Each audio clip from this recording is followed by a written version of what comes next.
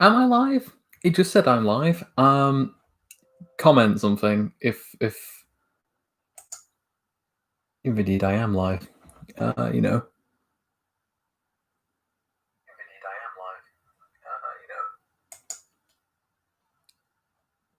I am live. Yeah. So just comment. I'm live. I'm live. Thanks, Ollie. Need this. This is fuel for the content you're about to get.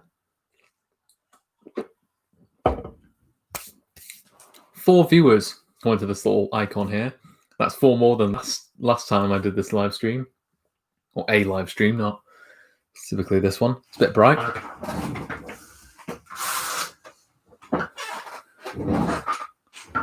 Okay.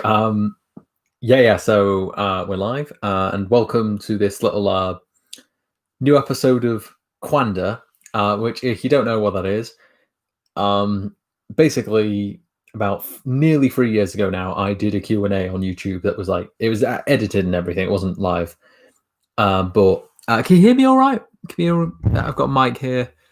There you go. You can just make it out there. But yeah, so Qanda was just a one-off Q&A I did, but I did sort of want to make it a series. Great. Thanks, Ollie. So the so with Qanda, basically I called it episode 1. Thanks, Joe. Thank you, and good luck editing that podcast we did the other day. We recorded it ages ago by now. So long and short of it, Qanda was originally just a series. I wanted to do more of them, didn't get around to do any more, and 3 years later I thought, why not do one for the 100 subscribers, because originally Qanda was for the 70 subscribers, or I had like 70 or 77 at the time, and then recently I got to 100. We're at like 101 now, something like that. So I thought, why not do another one? And this is it's very hard to not look at the stream itself and just to focus on the camera. It kind of goes against all instincts, weirdly. Is that just me being narcissistic? Okay, so fire away with the questions, I guess. Oh, you edited it. All right. Yeah, so you guys don't know any of this. Basically, I've recorded a podcast with Joe in this stream, or the Film Academic on YouTube. There's a new episode coming out at some point. At some point, you want to reveal the release date, Joe? Go ahead. If there is indeed one. It's still quite bright. I'll turn it around here, see if this looks any better. Okay, funny story actually. Before this started, tomorrow, you'll get to hear more of me tomorrow. Yeah, so before I started filming this, I went for a walk. Parents said it would be fine out there weather-wise. They were wrong. It was very rainy. I got very wet out there, and I put like my jacket and stuff on a radiator at my room. Then when I was about to have a bath before this, the fire alarm thing went off, and we were trying to figure out what it was, and it turned out it was from my room, this very room just down there. Because my radiator isn't designed for you to put stuff on, and so my jacket, my beautiful denim jacket, now has this horrible little brown mark on it. Lovely. I love that jacket. I got it like a few months ago, and it's like now like my favorite thing to wear. Okay, so the show's not called Qanda for nothing. It's not just Q&A written out phonetically for no reason. Definitely fire away with some questions. I think I'll just share the link to this just so just in case people don't know. This is riveting, watching me doing all this.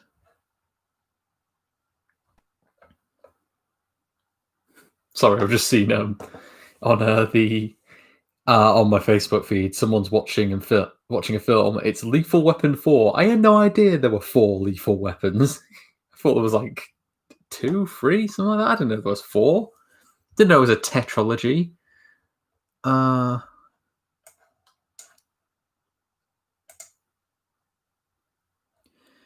but the Facebook layout's changed a bit. I'm not a big fan of it currently. It looks a bit, I don't know. I'll probably get used to it and then complain again when it changes because that's what we're like.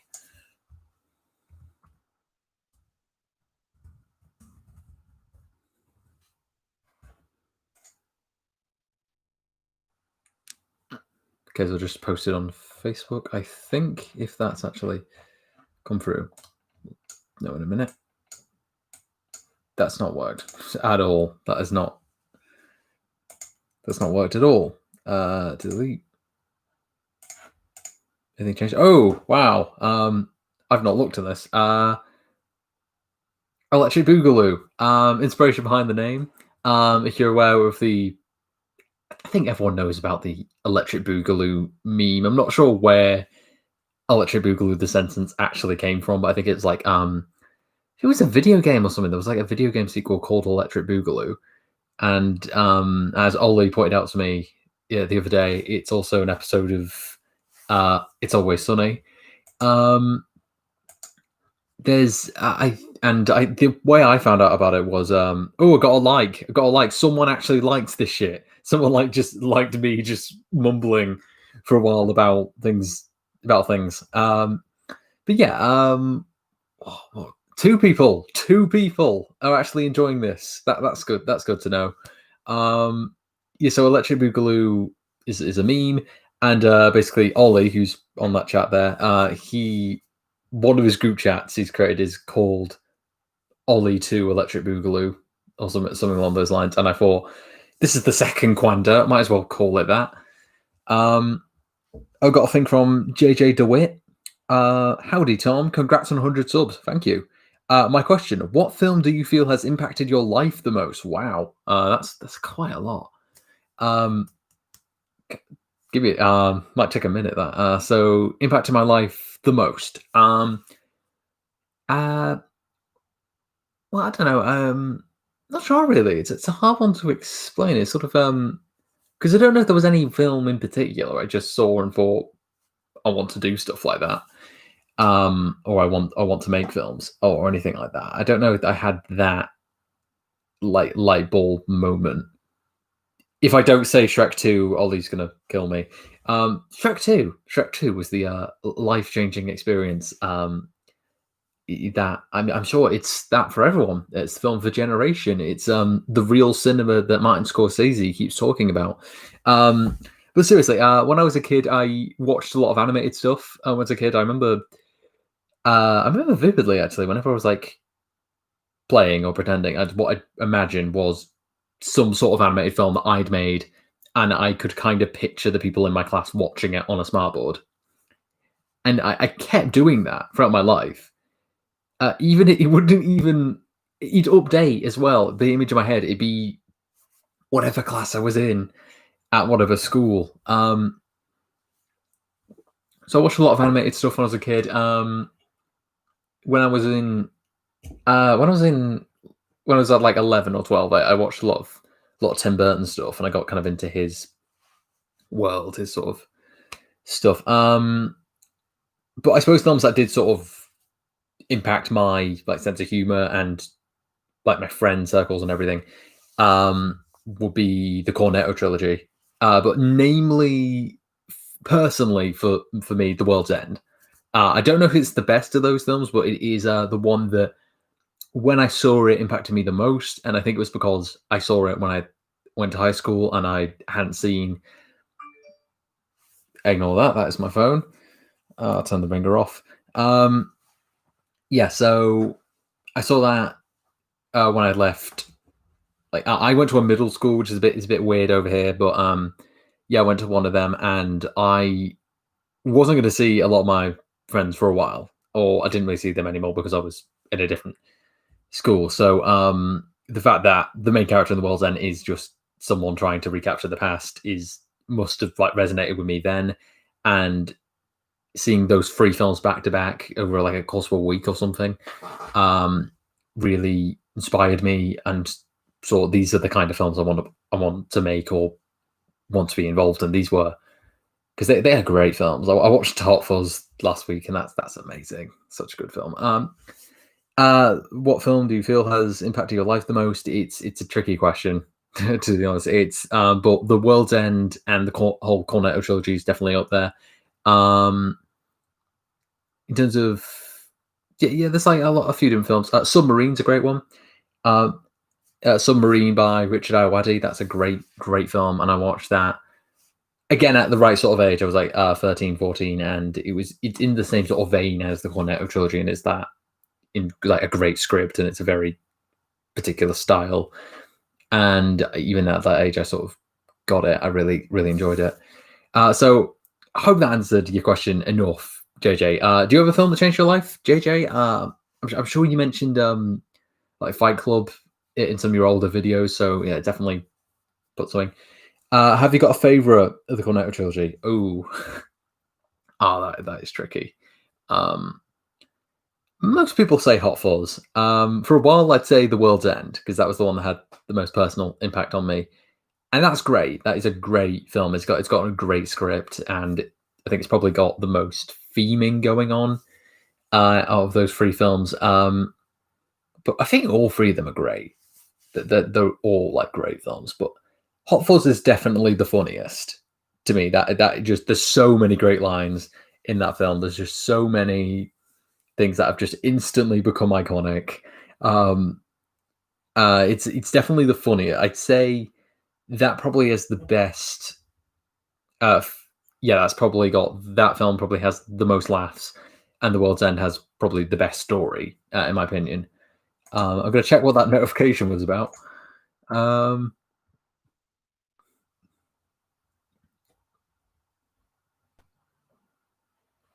Ooh, Joe shared it. That's what that notification was. Cheers, Joe. Cheers, Joe. Here's to Joe Heppenstall of the Film Academic. Diet Coke, guys. I'm not sponsored by them, but you want to sponsor me, Diet Coke? Definitely. I could pay for a decent editing software. Again, can you hear this all right? I'm sort of slouching here. I've got this horrible chair. I need to get rid of it. It just makes all this terrible noise. Anyway, favorite character in the Cornetto trilogy? Oh, hope these are all Cornetto trilogy, because obviously the real cinema Martin Scorsese was talking about when he said Marvel films weren't cinema. Hot Fuzz was the cinema he was talking about.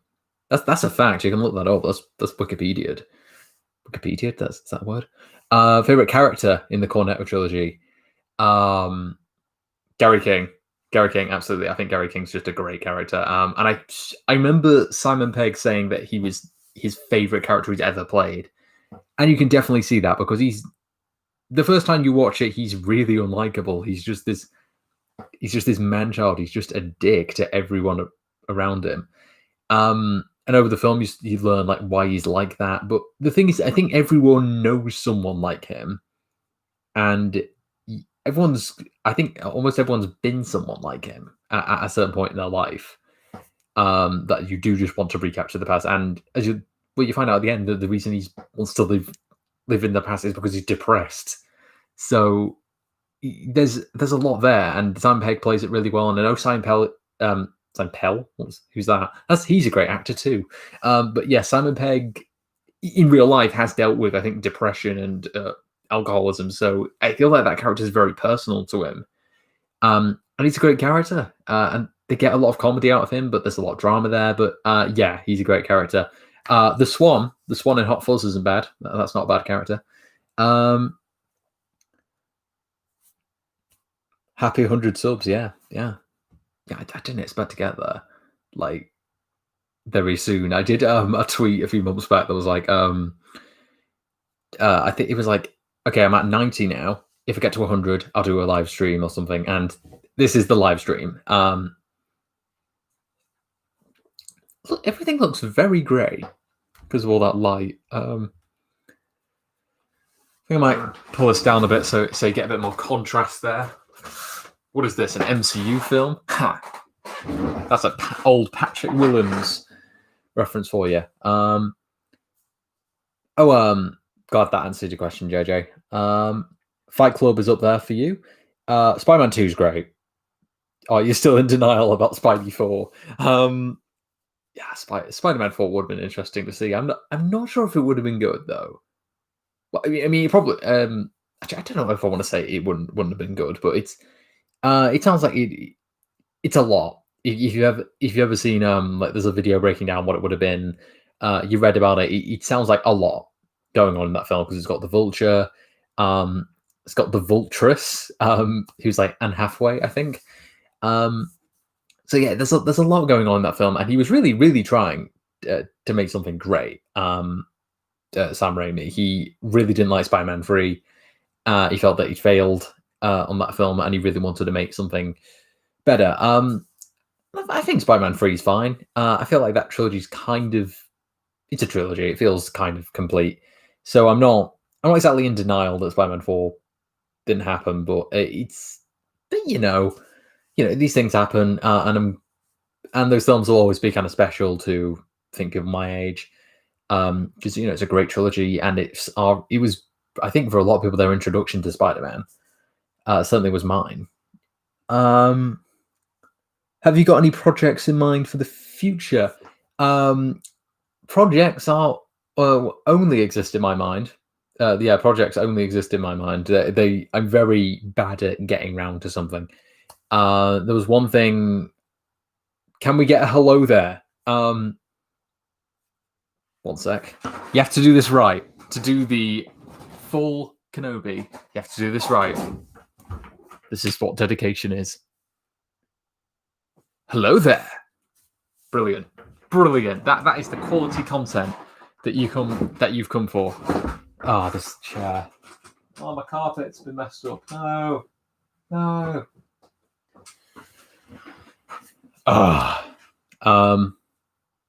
Future projects. Hope that was worth it, Ollie. That's what is my life? I'm nearly out. No. Future projects. I have a few ideas. I really want to try like trailer editing or like tribute editing. Problem with that is basically all my videos since like 2018 have been edited on on Premiere Pro, and that's on my college laptop. I've technically left college, so I need to return that. So I need to get some other editing software. So I'd like to edit trailers and stuff. I guess I'd like to make a short film, but I don't really have any real like original stories currently that I think you could make into something. If I move this a bit, the lighting might be better.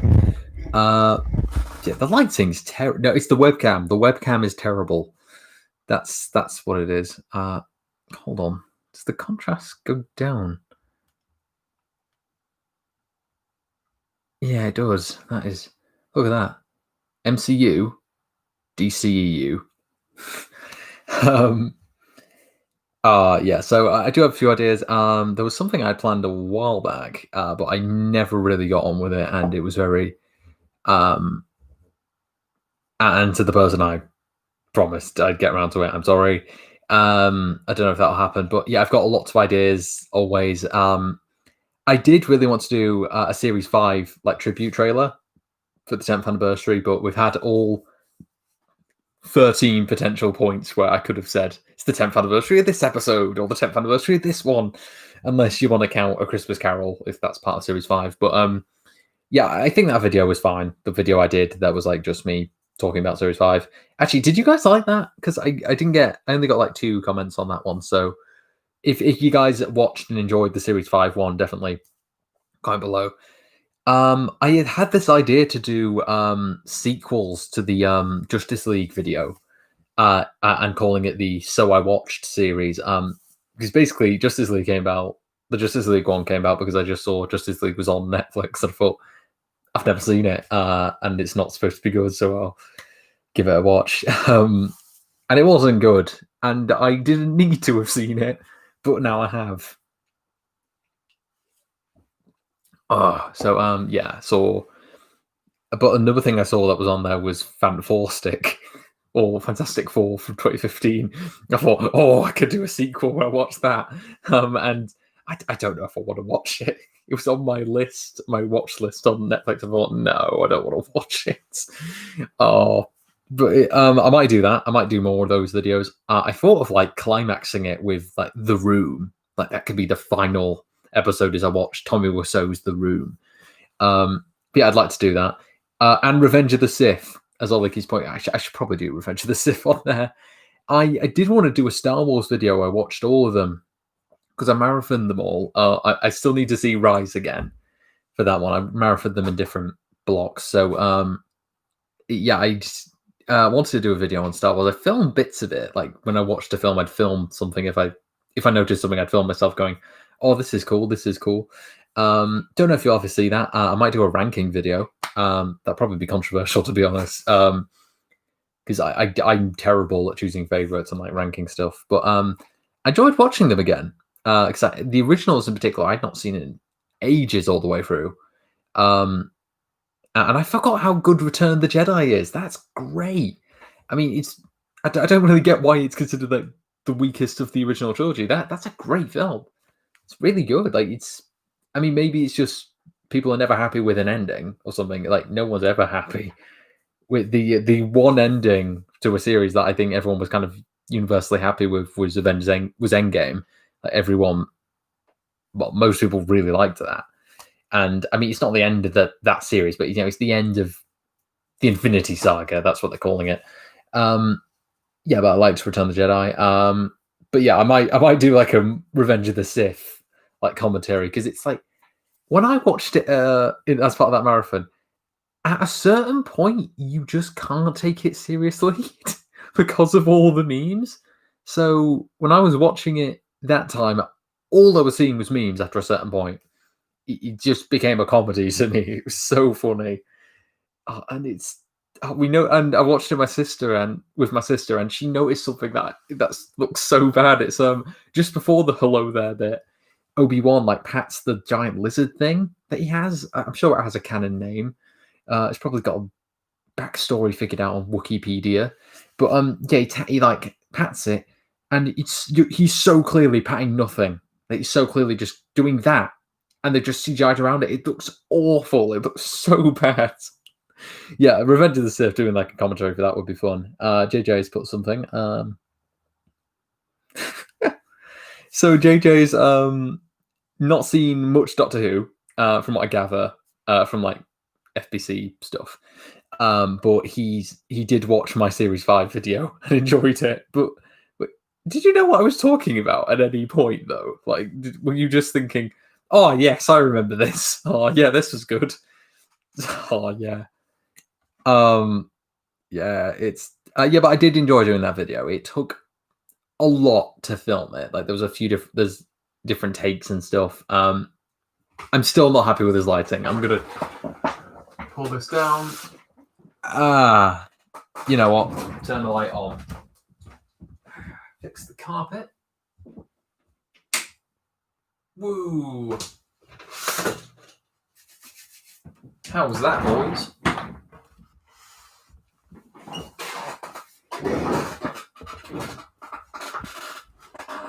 You can see my Endgame poster up there. Yeah, this looks better. This is just infinitely better lighting wise. The chair's still terrible, but anyway. Oh, you can just see that's the Sideman helmet from the Series 5 video. I mentioned that I overcame my fear of the Sideman voice changer helmet, and I put it up there. And I was going to have a cutaway where I filmed it, but I didn't. There it is. There it is. Dial it once down there, actually. Keep the questions coming, by the way. It's not called a Q&A for nothing. Hold on, I think I might find a way to share this. Where's the... What's this? Had no clue what you were on about for most of it, but it was a good watch regardless. Thanks, JJ. You guys don't know who JJ is. JJ is It is JJ, right? I think he went by a few different names when he was doing the films, but yeah, he's actor, musician, generally creative person, and he does a lot of stuff with FBC Productions, which is like a independent like film group.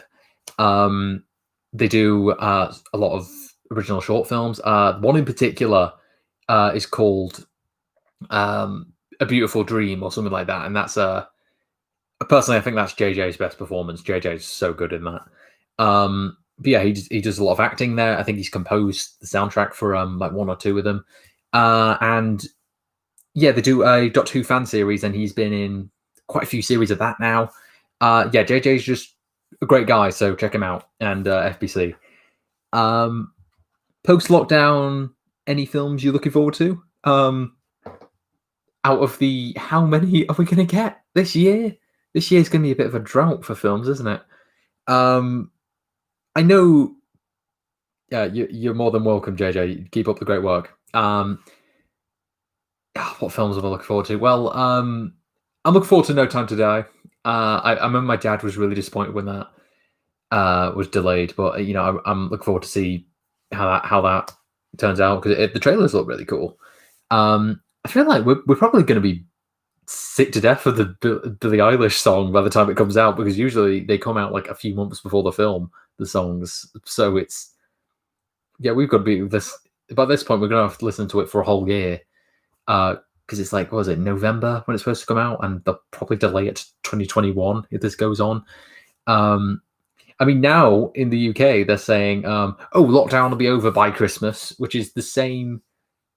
That's what they said about World War One when it started. They were like, oh, you can like go off, fight this war, but it'll be over by Christmas. And it was not. And it was not. It did not end at Christmas. It went on for like a solid, what was it? It was like 4 years, something like that. Hopefully lockdown is not 4 years. I mean, I hope it's over by Christmas. It's probably not going to be. But what other films? I know Christopher Nolan seems to want Tenet to be the only film coming out this year. Seriously, he's being very weird about it. He's like not wanting. He's refusing to delay it till next year. He's a very purist like filmmaker. He always is very. He always kind of wants to stick to a particular form of cinema, like a very old-fashioned form, and he's not great. So he's not great with this. He's like, oh, no, I want it to be the only film coming out. Christopher, come on, like it'll probably make more money if like you delay it to next year. I guess Tenet sounds interesting. But just to see how because it's supposed to be like a spy film, like a time travel spy film. That's what I'm getting. We know it's going to play around with time somehow. And the title's a palindrome, so maybe that's a hint. What other films? Black Widow, obviously, that looks great. Last Night in Soho. I really want to see that. Is it Soho or Soho? Soho. Yeah, that's Edgar Wright's next film. It's supposed to be like a horror thriller. And I love the Cornet trilogy. Scott Pilgrim's amazing. Baby Driver's great. I mean, we can't really watch it anymore because it's got Kevin Spacey and Ansel Elgort, who's maybe possibly did some really dodgy stuff with a underage girl. I don't know if that's anyway. But yeah, he's a great filmmaker, and I want to see another film, and he's doing it with Matt Smith. So it's like this is a film that's scientifically designed to appeal to me. Like it's all my worlds colliding. So obviously I want to see that. After, if you're saying post-lockdown, that could technically mean from the end of this lockdown to the end of the universe. So what other films? Look forward to Thor 4, more Thor than ever before. That sounds great. Thor Love and Thunder, that sounds good. Ooh, need to charge this up. Okay. Last time it did that, it immediately locked. So have to charge this up immediately.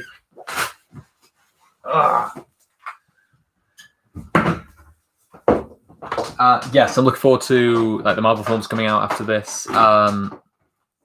But yeah, I'm just looking forward to going back to a cinema. Like, I know they've re-released a few films now. Like, I'm tempted to see Empire Strikes Back in cinemas. I kind of want to see that. But I don't know. It's a risk. It's no matter what way you cut it, it's a big risk going to a cinema now.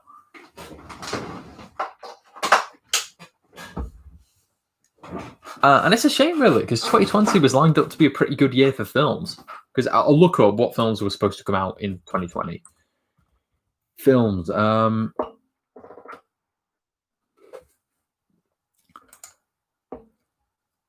am I getting so many, like... I just searched 2020 films. I'm getting so many of those, like, direct-to-DVD, like, DC animated films. Oh, what's coming out this year? I take back what I said about this being a big year for films. Things look a bit... Yeah, they don't look great. Okay, but yeah, I'm looking forward to a few different things. Namely, Last Night in Soho. That sounds awesome.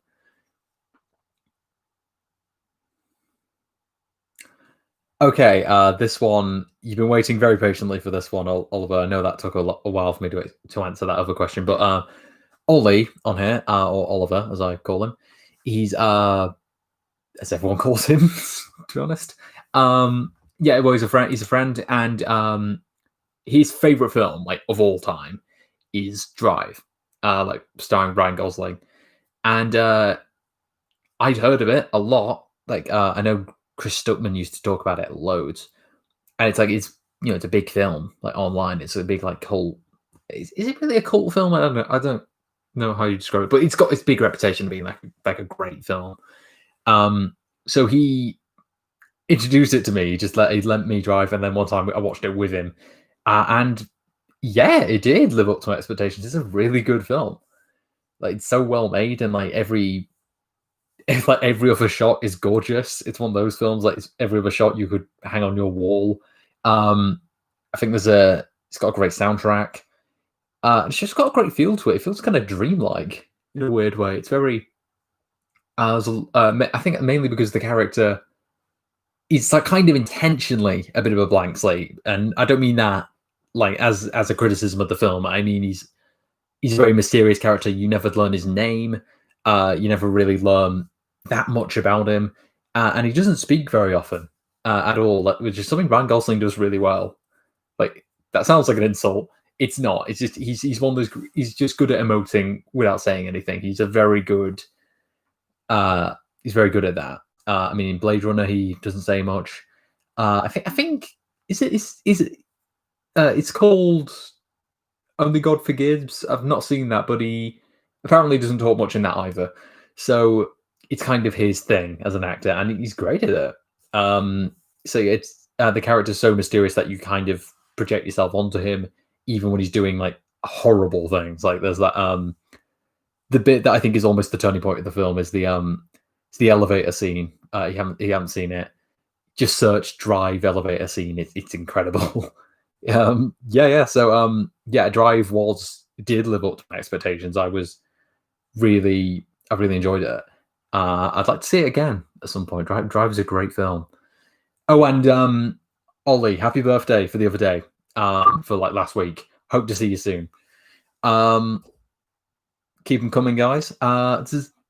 Do enough people know this is happening? I'm just gonna share it because I tried sharing it before but it didn't work. So there's an icon here that looks like you should be able to share it, but it's not very. Oh, that's a good question. I'll get to it in a sec. Oh, where's that? Where is the share thing? Again, can you hear me all right? There's a little bar here that keeps going up. I guess that's like the sound bar. So definitely say if you can hear me well enough. This is a great mic. I'm very happy that we got this, so I could do videos a little better. Got notification. Okay, I'll just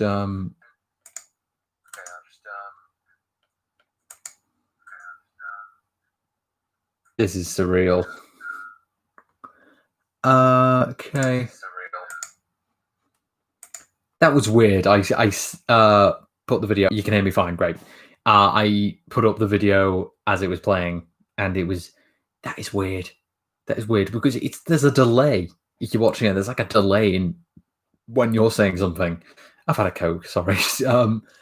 Yeah, so like there's like a slight delay in what you're saying, and it's so weird.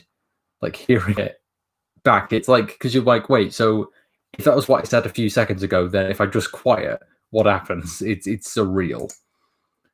Okay, so I'm going to share this on the OG of social media, MySpace.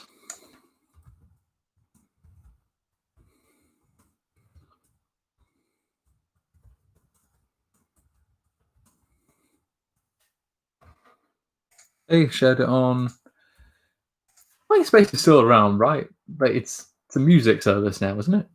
It's not really. It's kind of become famous for the fact that it does not that nothing happens on it.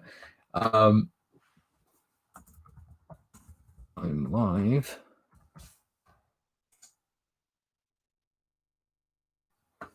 Okay. Yeah, so shared it on Facebook and Twitter.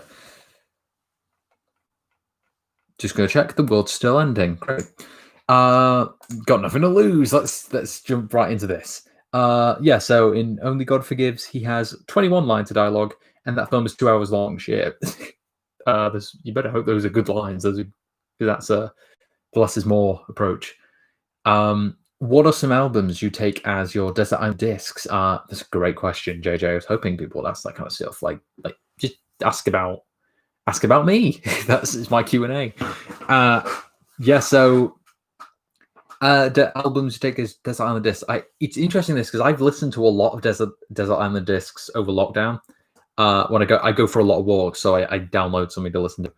And I listen to quite a few like interesting episodes. They're always desert island discs. I often find it's great to sort of listen to them because you sort of see a celebrity almost as just a person, like because it's just them talking normally, and it's never quite like what you think they'd be like somehow. Where you understand with a lot of them. Oh, it's a performance. But there was one with Jack Whitehall I listened to, and it's very subdued, and so you sort of understand. Oh, so what you're doing on stage that is performance art. That's not a bad thing, but you know, it's just how it works. Really, you're always being a very like heightened version of yourself if you're in the public eye. Like even this isn't. This is kind of me. Like it's just I'm making it like serviceable on video. Again, keep them coming. So one person's dropped out. One person thought, "Fuck this! This isn't good." Fair enough. You do you, mate. Mate's gender neutral, right? I could still say mate. What are some albums you take as desert island discs? So back to it. Yeah. So albums. It's one of those things where if you ask someone what their favorite song ever is, and you forget every song you've ever listened to. But one that's definitely going with me is a Different Class by Pulp. So yeah, Different Class it's like from like 96 or 95. That is an album my parents used to play in the car a lot, like on car journeys. And it was only when I was like 11, 12, that it was playing in the car, and I was like, well, who are these people actually? Like, what is this band?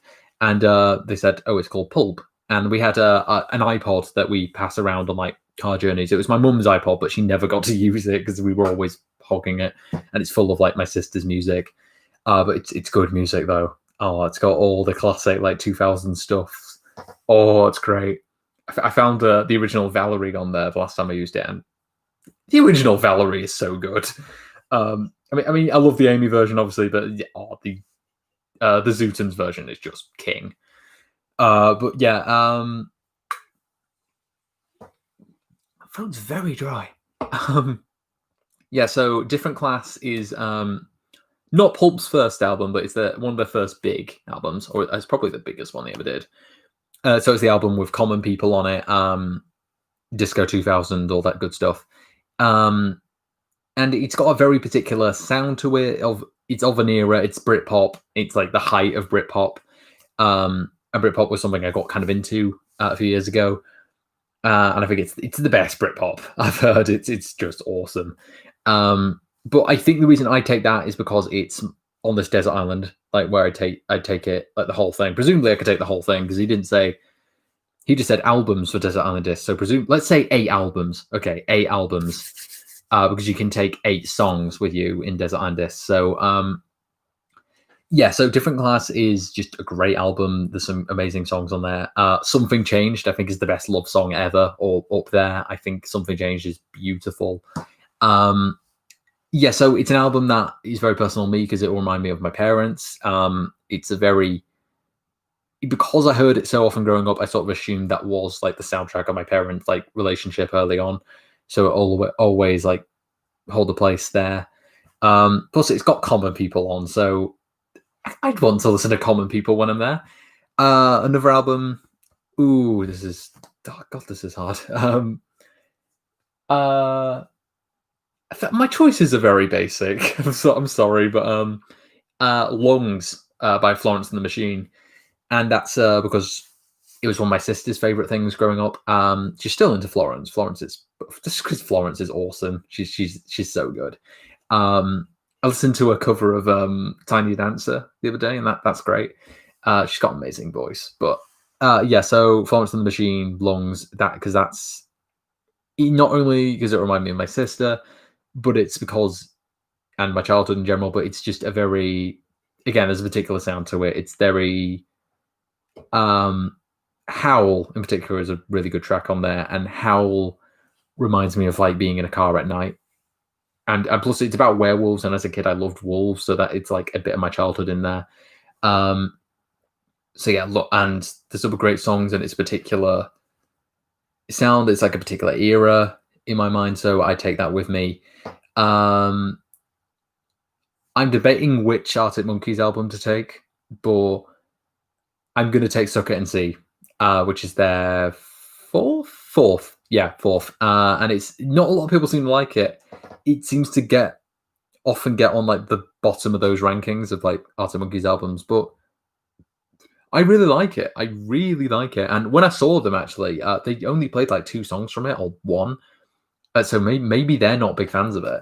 But I think it's lovely. It's a very summery sound. It's kind of melancholic in places, but it's very uplifting. It's like it's stuff you want to listen to during the summer, but you can just as easily listen to it like any time. It kind of never feels out of place. You can listen to it at night. You can listen to it in the day. Listen to it in the sun, or like when you're staying out late at night. It's a great album. It feels very summery is the best way I can explain it. It's very of that kind of period of like the year. And every other track is great. Black Treacle's probably my favorite, but Love Is a Laser Quest is one of Alex Turner's best like writing efforts. That's just a lovely song. The final song I actually quite like. That's Where You're Wrong. It's a good feels kind of Christmassy, and I can't pinpoint why. It sounds kind of wintry and it's kind of Christmassy. But yeah, I really like that one. So Suck It and See would definitely be there. That's a great album. But I part of me would want to take like Humbug with me. Humbug's great. Favorite Worst Nightmare's awesome. AM's great. Yeah, so I'd want to take that. So I've got 3 so far. 3. I'm just gonna look at my albums quickly. I still got bloody CDs. What's going on there?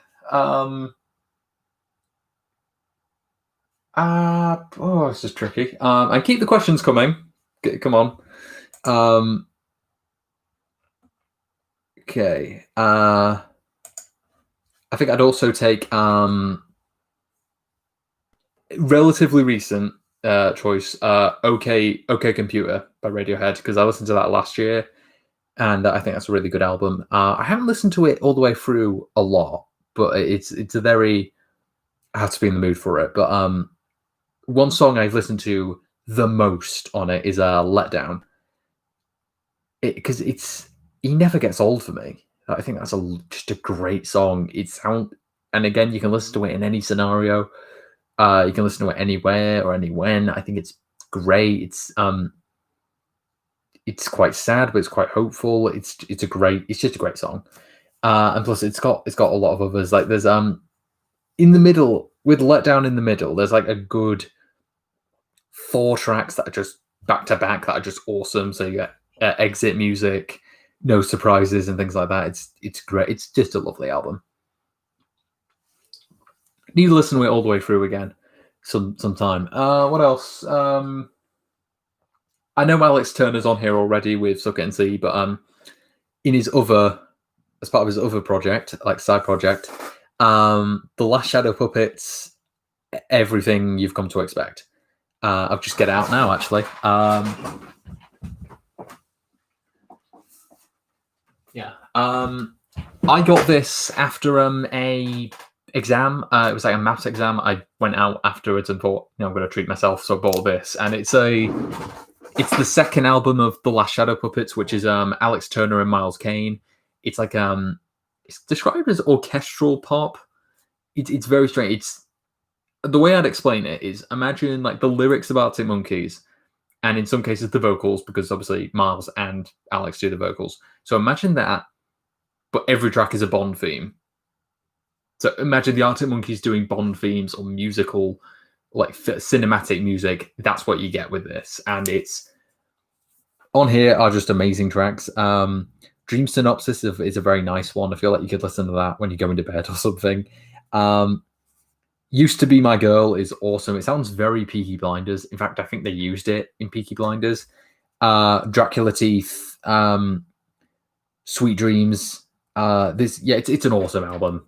So I'm definitely taking that. And it was one that I listened to a lot. I listened to it quite a bit. Other ones very quick, because I think I got, was that 4? What was that for? I think that's, hold on, was that because I've got Different Class, Suck It and See, Lungs, Okay Computer, and Everything. Yes, so that's 5. Okay, so I've got 4 more. Hang on, is that 4? No, it's 3 more. 3 more. I failed maths, if you didn't know. Okay, got one more question. One more after this. Keep them coming if you want more of this content. My throat's feeling really. Oh, this is really doing a number on me. Yeah. So what else do I have after that? Day and Age by The Killers. I prefer that to Hot Fuss. Controversially, I think there's just has more of a something about it just clicks for me a bit more. So Day and Age. What other albums should I take? It's just tricky. I'm just gonna quickly look at my music on here. I'm sorry I'm spending so much time on this, JJ. Oh, this is, but it's a good question. It's a really good question. Albums. Let's see, what else have I got? Oh, bloody hell! It's one of those things you just forget about until you see it. So the 2 more I'm gonna pick. I think Drones by Muse. That's my favorite Muse album. I think there's I love the kind of hard rock element of it. Doesn't have Nights of Sidonia, sadly. So I'm gonna miss that when I'm on the desert island. But it's got Mercy, Revolt, Aftermath, Dead Inside. It's a good album. It's a good scream-like album. Scream, that doesn't make any sense. But no, I like it. And there's a loose story tying them all together. And a big thanks to my mate Joe, not this Joe, another Joe, who got me it for my birthday or something. It's great.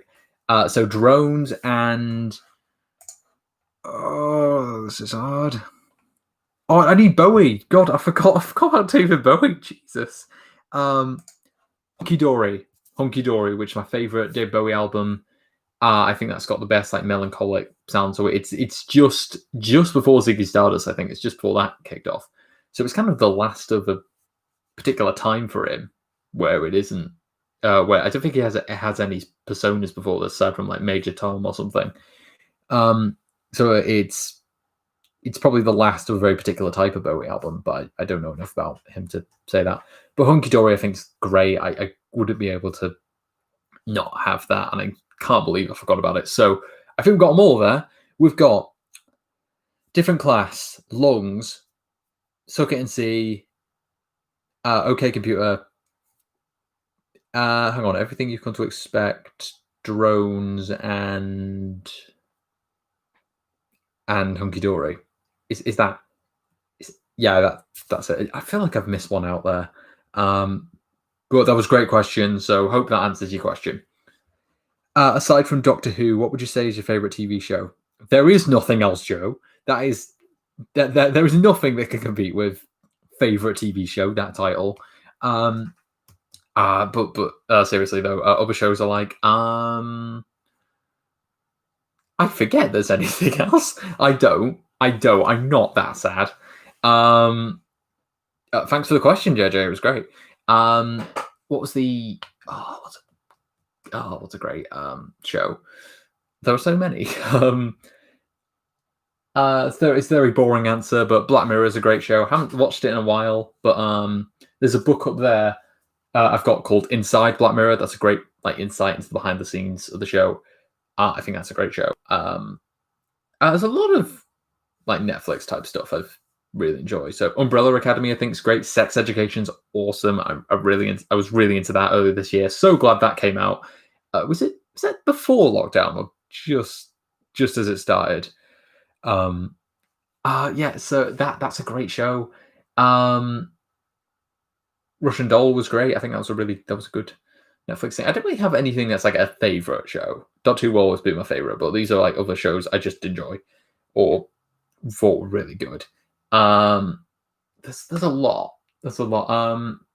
Haven't seen much of the new series, but Rick and Morty I really liked. There's Peep Show. How did I forget about Peep Show? Peep Show's probably close to Doctor Who. That's like a second favorite. I love that show. I've watched it so many times. I think it's the show makes me laugh the most. It's the one I've probably returned to the most next to Doctor Who. That's probably a lie, but I've seen it so many episodes. I've got the script book up there, so I read that a lot. It's just a great show. I just really enjoy it. I know Robert Webb's got some questionable views about gender. Let's put it like that. But he's great in the show. I hope everyone involved is a good person, aside from maybe him. I hope everyone involved in that is a good person. Otherwise, I won't be able to enjoy it.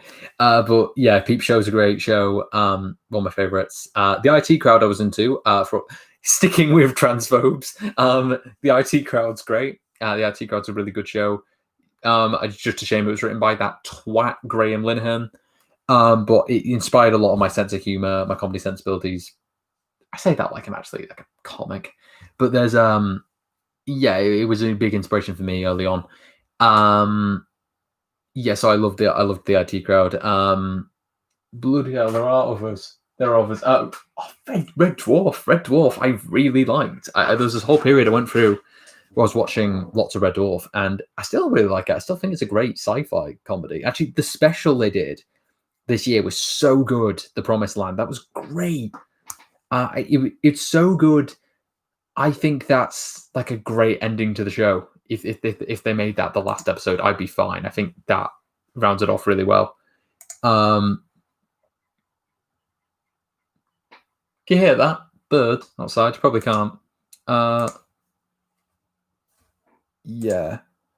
So not sure how long I can keep this going, to be honest, just as long as you do your questions. But so I watch a lot of different things, but Doctor Who will always be like my favorite.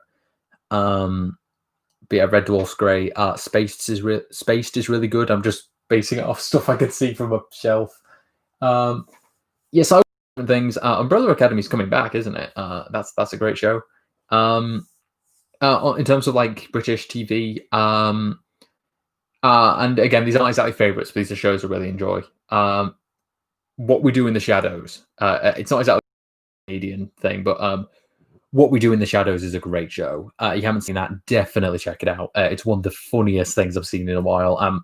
Me, my sister, and my dad are really into that. We think it's one of the funnier things we've seen in a while. And what it is, it's based on the film What We Do in the Shadows, which was directed by Taika Waititi. It was a few years before Ragnarok, before Jojo Rabbit, and before his next Thor movie. And he's going to do a Star Wars, which is going to be great.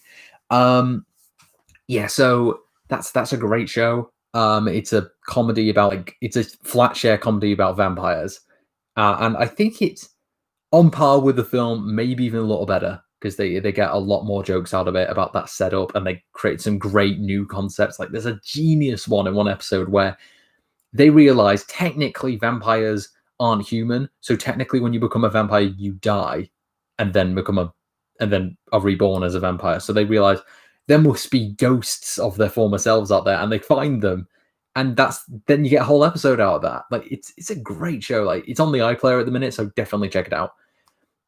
Moving on. Can you do your Clarice voice? Okay, JJ. Clarice, for those of you who don't know, is a character in the fan films that JJ stars in. They're the Doctor Who fan films, and Clarice is a villain. He's this green alien creature. He's vile. He's a real son of a bitch. He's a terrible guy. But I love him. I love playing him. I do the voice. JJ is him. I think has played him on set, because I've not met many of those guys, the FBC guys. I've met two. I met Pete and Joe. I've met those two, but I've not met any of the others. I feel like we should like once lockdown's over, like JJ, we should me and you and the FBC guys, we should meet, because like it's ridiculous that we haven't actually met.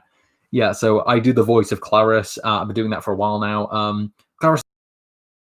So I guess that's over.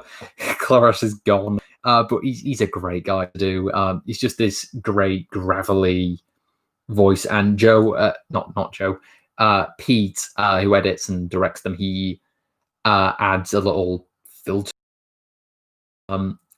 What should I read? How about some Trump tweets?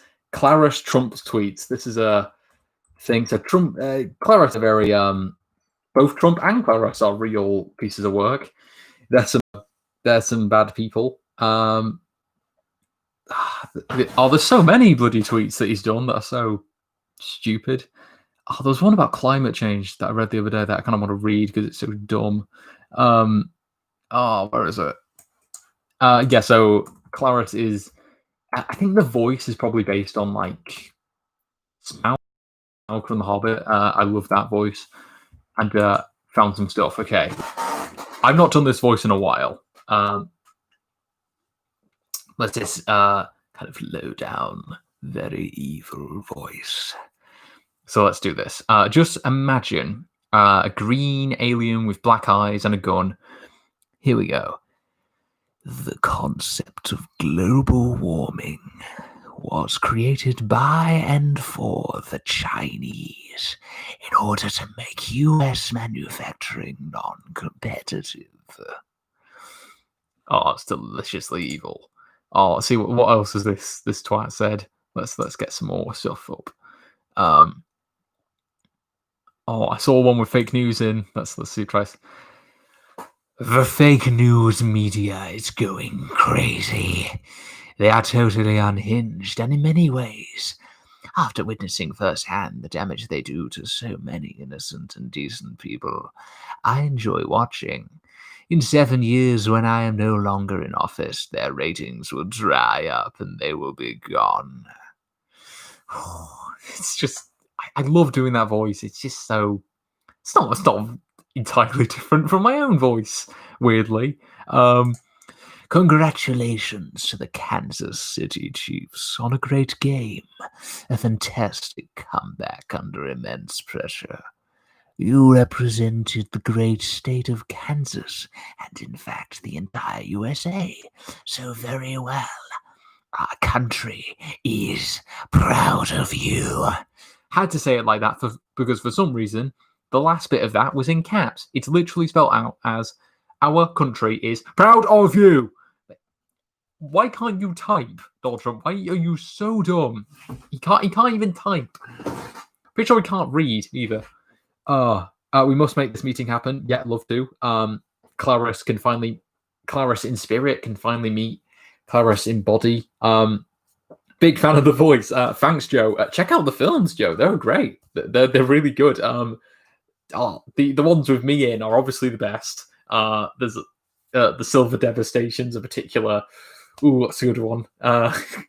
Start with Enmity, Joe. Start with the fan film called Doctor Who Enmity, and then go through. Then watch Exodus. You'll get everything from that. That is a great introduction to those films. It's some of their best work, and I'm in them, and I get to kill people and say some horrible things along the way. Been stuck at 3 and 4 on people watching this. I hope more people know this is happening. I've shared some stuff about it. Yeah, but again, keep the questions coming because I think I'm out now. But yeah, Clarice is a really fun character to play because I love villains and I love that kind of villain because he's basically a lackey. He's a servant in the first films he's in. He's kind of like an Ebony Maw type character, or even the one I think I connected him to in terms of like my memories of this was I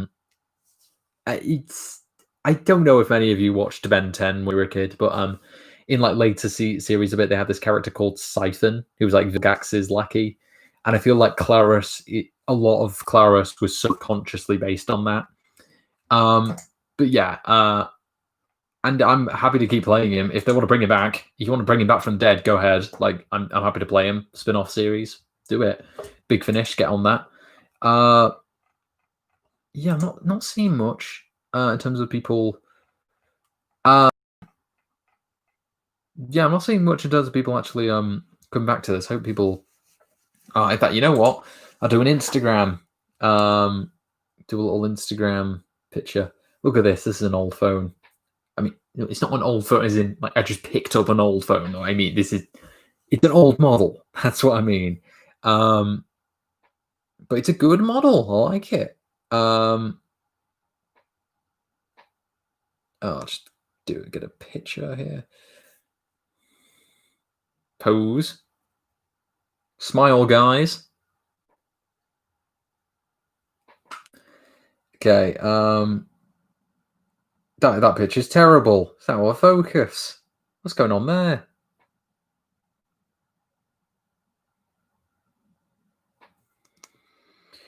Okay, I'm gonna share that on Instagram and see if people tune in.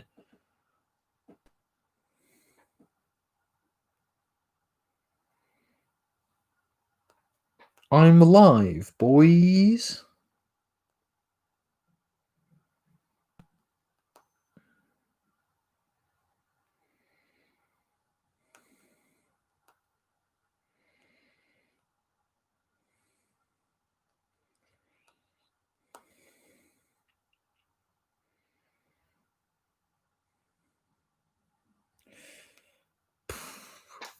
I'm so sorry if this is boring, by the way. Oh god. So I'm gonna share that.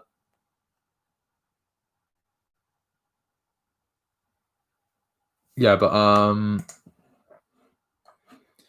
put it on Facebook too, so people know what's happening. I think there's already something on Facebook, but anyway. Yeah, so what should I talk about? No questions at the minute, so I'll just ramble.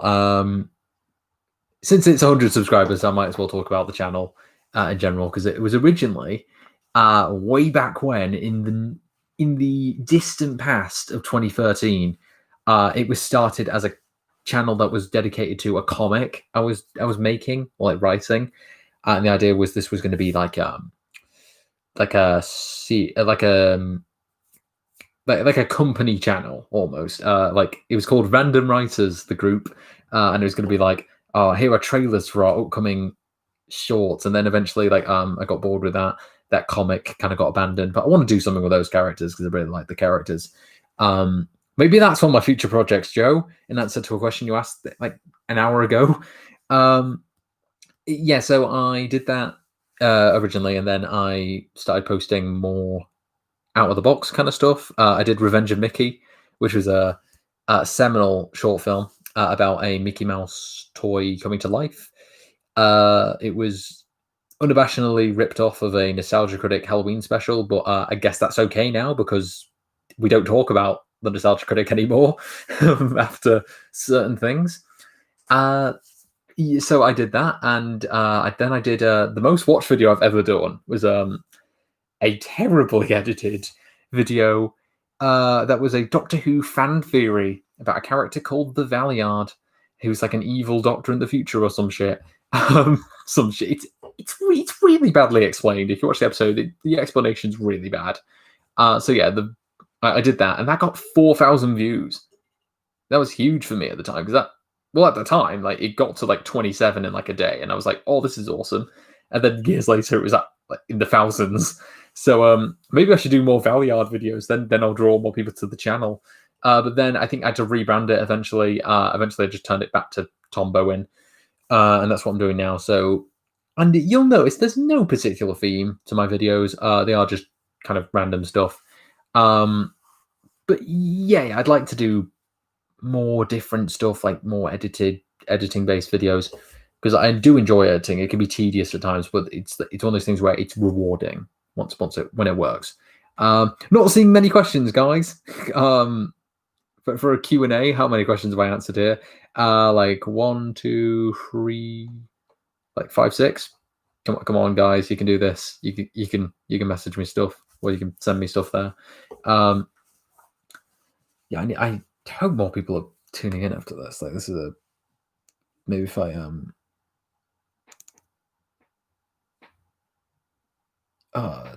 yeah.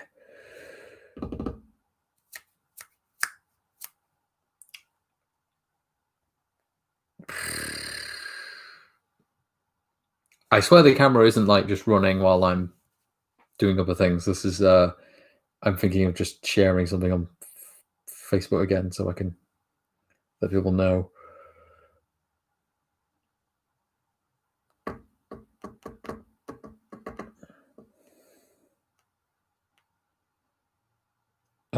Let's see.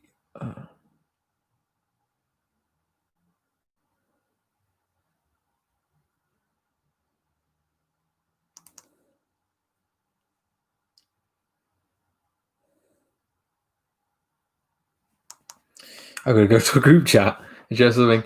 There's still nothing coming through. Nothing coming through on here. Yeah, you wow. Okay, something just came through.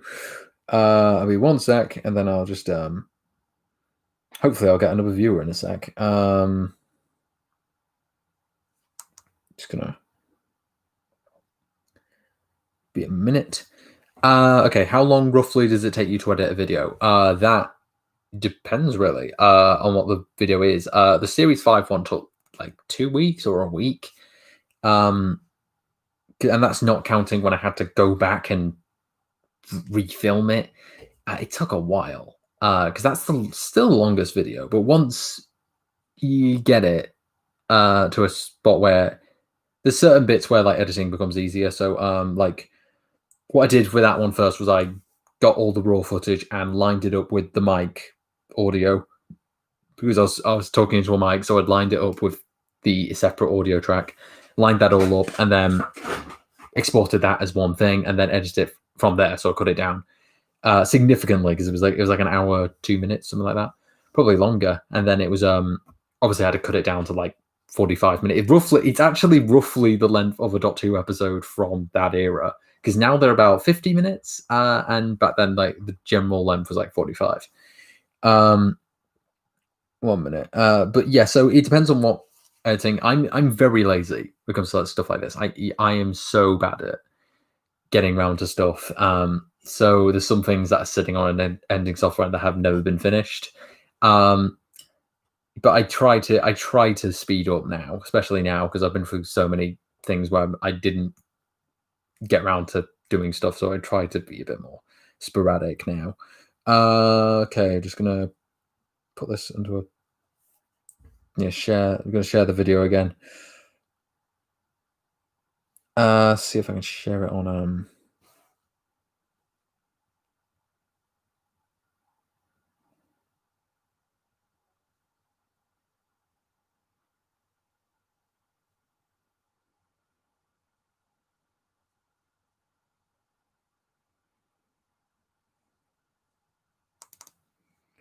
hopefully this works. What film slash show, whatever media related, makes you cry? Glad you asked this because I, I, I don't really cry at stuff like that, and it's not. I'm not trying to big myself up in that kind of way. I'm not going to say, "Oh, I never cry at stuff like this because I'm a real man." Like, no, I'm not saying that.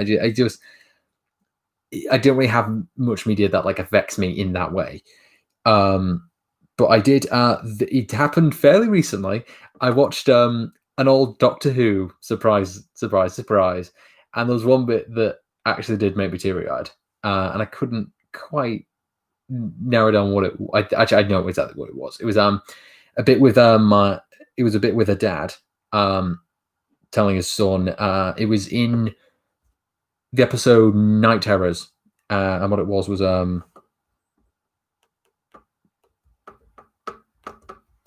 just sending this to some people.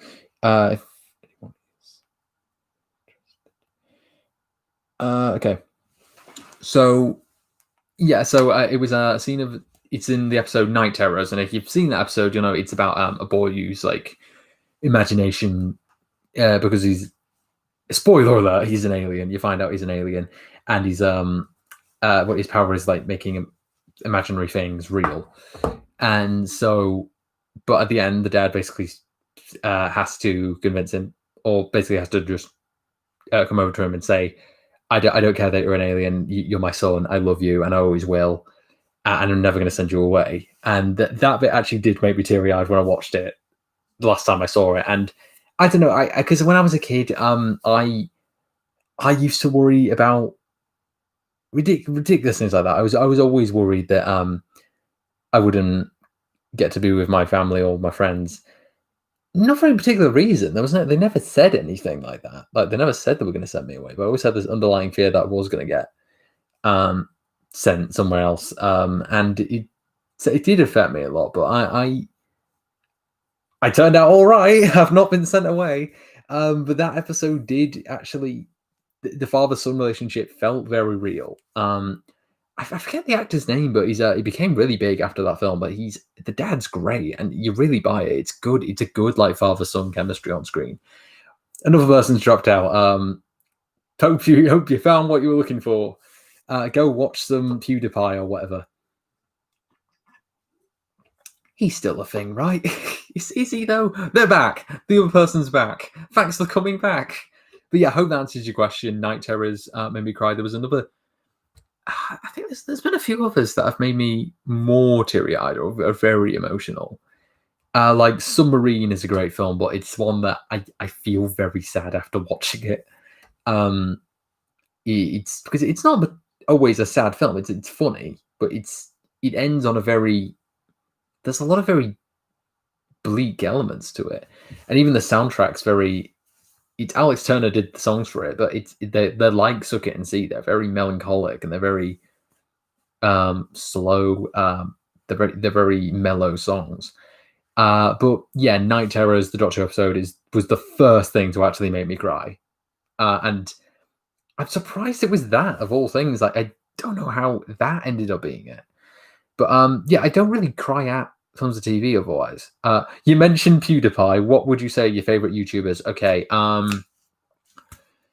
at the minute, ones I watch a lot during lockdown. Well, FBC Productions, that's a good one. Your channel, Joe, the Film Academic, that's pretty good. When he puts videos out, he's great. Yes, I watch those two, obviously, because I'm partly connected or appear in those videos. I appear in some episodes of the Iceberg Lounge, not all. Why, thank you. You're very welcome, Joe. What else? Tom Scar. Tom Scar, I got into probably a bit later than a lot of other people, because I saw some of his sketch videos early on. Obviously, I watched ASDF, or he calls it ASDF, but no one else does. No one called it ASDF when I was at school, but obviously I watched them at school. They were so great at the time, and still going. He still puts episodes out. But Tom Scar, I got into 2 years ago. I don't know what it was that made me watch his video. He did a video called "I'm Not Depressed," and something about that video, it felt very real, felt very raw, and it's one of those moments again, like I was saying about the Desert Island Disc, where you see the person behind it, and that felt and there was something so human about it that I had to watch more of his stuff. And his sketches for me are a bit hit and miss. It's not always, but that's always going to happen. It's not always your sense of humor, but his channel Dark Squidge, which is like his personal channel where he does vlogs, he does the last week series, or and he does content, which is one of my favorite shows online. I just find that so fun. It's given me so many hours of joy. The episode that makes me laugh the hardest is the porn mags episode, where they read like porn mags to see what they're like, and they're just the most horrible, grotty stuff. Yeah, so Dark Squidge is a great channel. Who else am I watching in the minute? Actually, I think Patrick Williams is good. I don't watch every video, but I'll watch one if it interests me, or if I think it's interesting. Even stuff that is a bit outside my sphere of like media, I will watch that. Other YouTubers, Jack Howard, in that kind of vein. Jack Howard's a great one. There's other thing. Mr. Sunday Movies. I enjoy. I've never listened to a full episode of their podcast, but I watched the cut down versions that are always so fun, and they're edited so well. They're so quick, and I'd love to try that kind of editing where the joke comes from the editing, or so much of the comedy is based on how quick it is, what images pop up. Yeah, so I love that stuff. What else do I watch? I'm gonna look at my subscription. I don't know what it is. When you're asked favorite anything, you kind of just forget everything you've ever watched. So yeah, it's a strange one. Let's see. Look at my subscriptions. Let's see, all subscriptions. Oh, YouTube has just updated. Where the hell's the? Hang on. I've got them all here, so I'm gonna go through them, the interesting ones. Okay. Trying to stick to non-Doctor Who things here, but Dark Squidge is there. They're always great. Editing is Everything. That's a really good trailer channel. She does a lot of really cool stuff. But actually, in that vein, The Unusual Suspects is a great trailer editor. They do a lot of style trailers, which are my favorite kind of trailers. It's basically just you edit. It's basically just a trailer for a film done in the style of the trailer for another film. And we got there's been some amazing videos made in that kind of vein.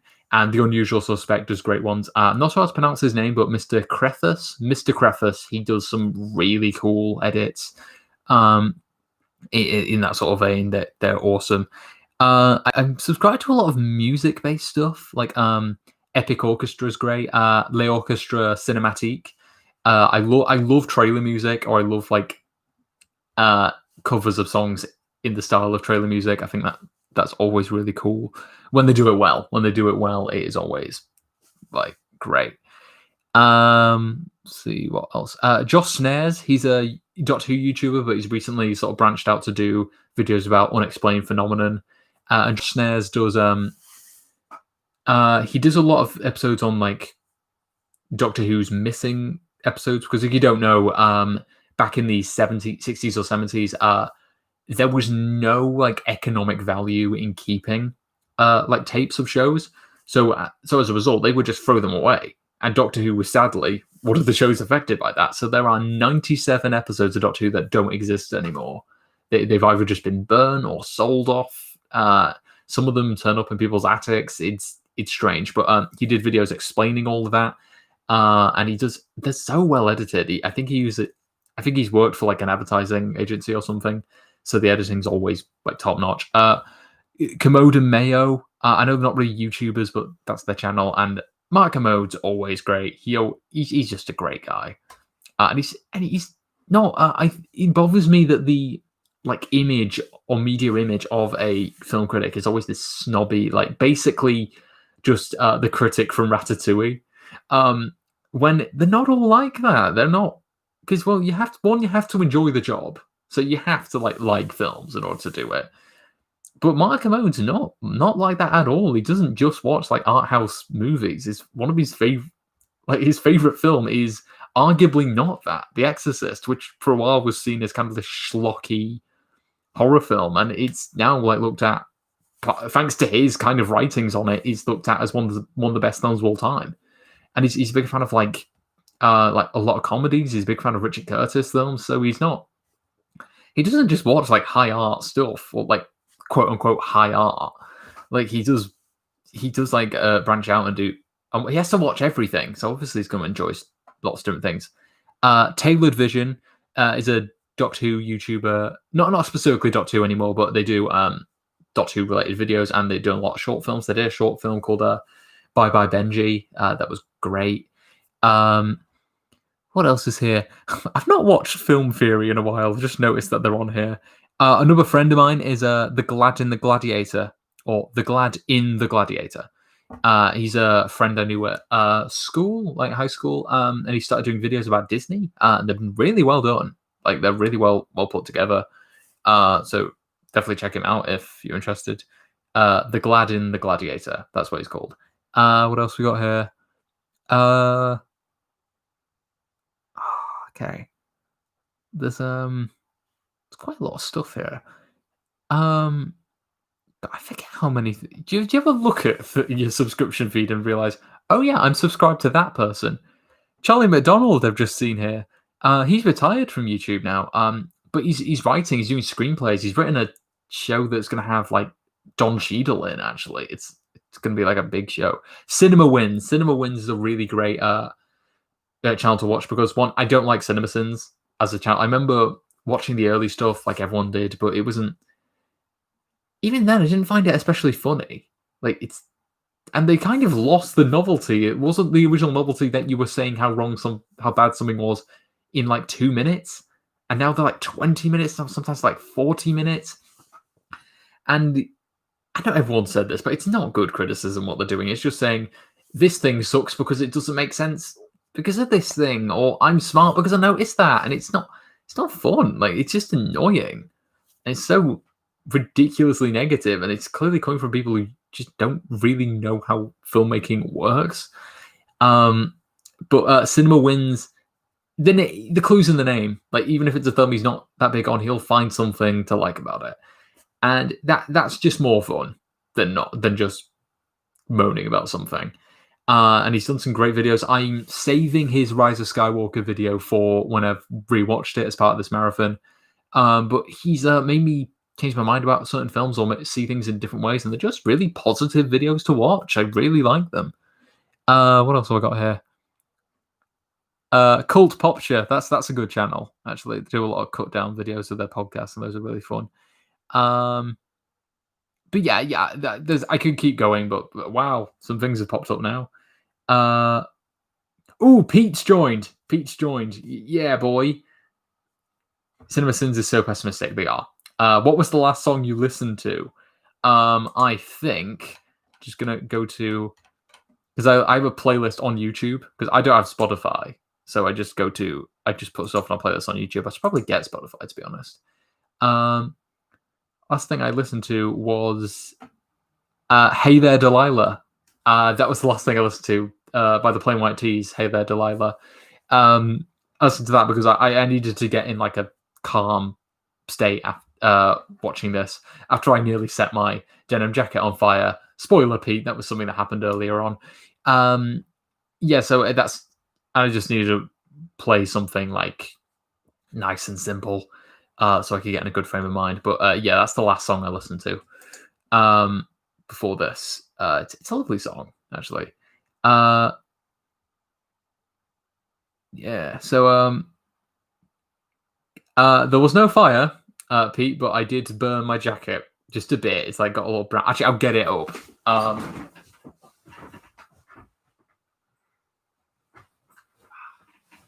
um, since you missed this, Pete, basically, it was very.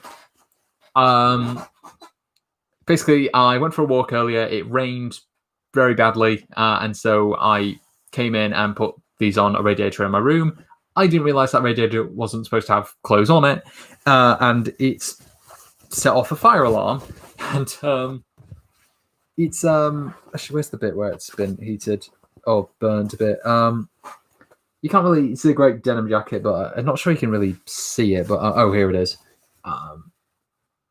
Even the smell of it, it smells like it's been burned because it was pretty much just sort of scorched a bit, and it's oh god, that actually it smells like a fucking bonfire.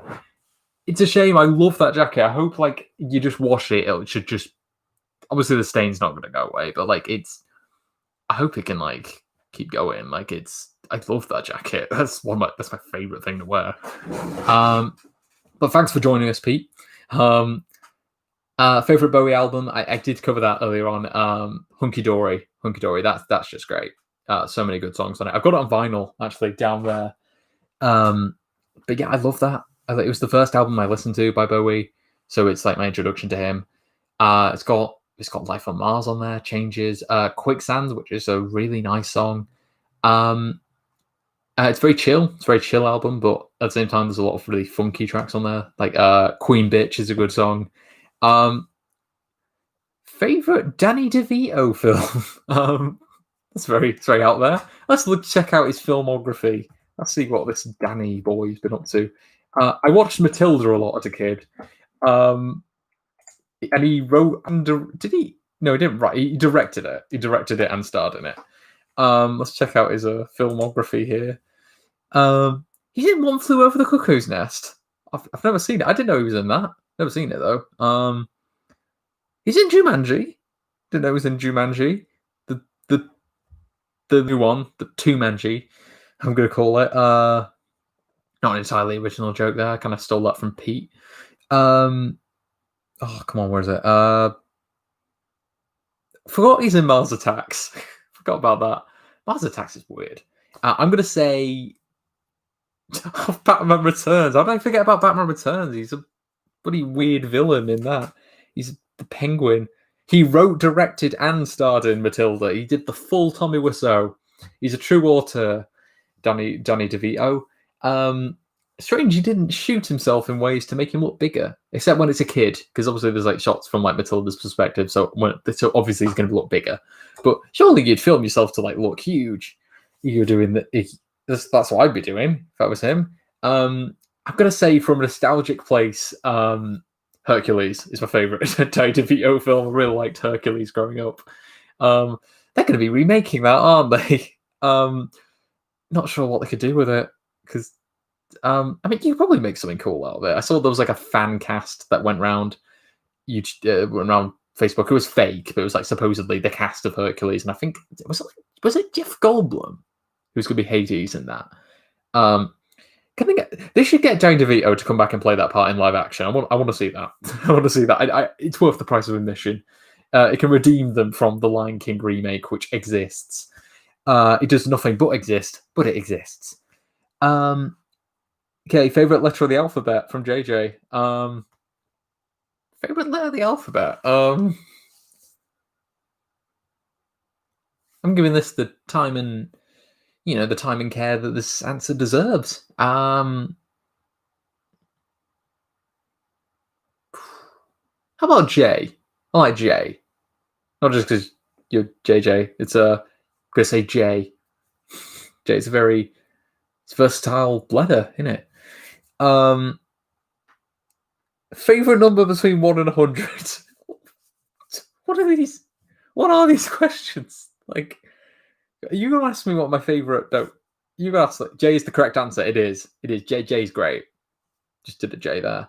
That's probably not gonna translate, is it? Because this is gonna be. Is this flipped? Is this? No, it's not flipped. It's not flipped. It's actually hold on. No, it is. It is flipped. So that was not going to work. That is a that that should have worked. That should have worked. I didn't realize this was flipped. What I'm seeing is flipped. So favorite number between 1 and 1,000.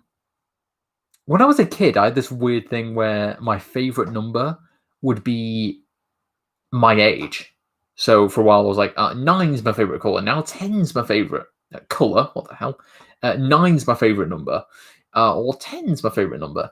And I'd always, if I was imagining like future me, when like, because I was picturing like Back to the Future Part 2 future, where there was like hover cars and like hoverboards and shit. I was picturing that. So I didn't think, oh, wait till I'm like 18, I'll be enjoying that. I wasn't when I was 18. And when I was 19, I was stuck inside because the world went to shit. So, yeah, but favorite letter between, not letter, Jesus, don't ask what my favorite, you've already asked what my favorite letter is. I've just realized. Favorite number between 1 and 100. What is it?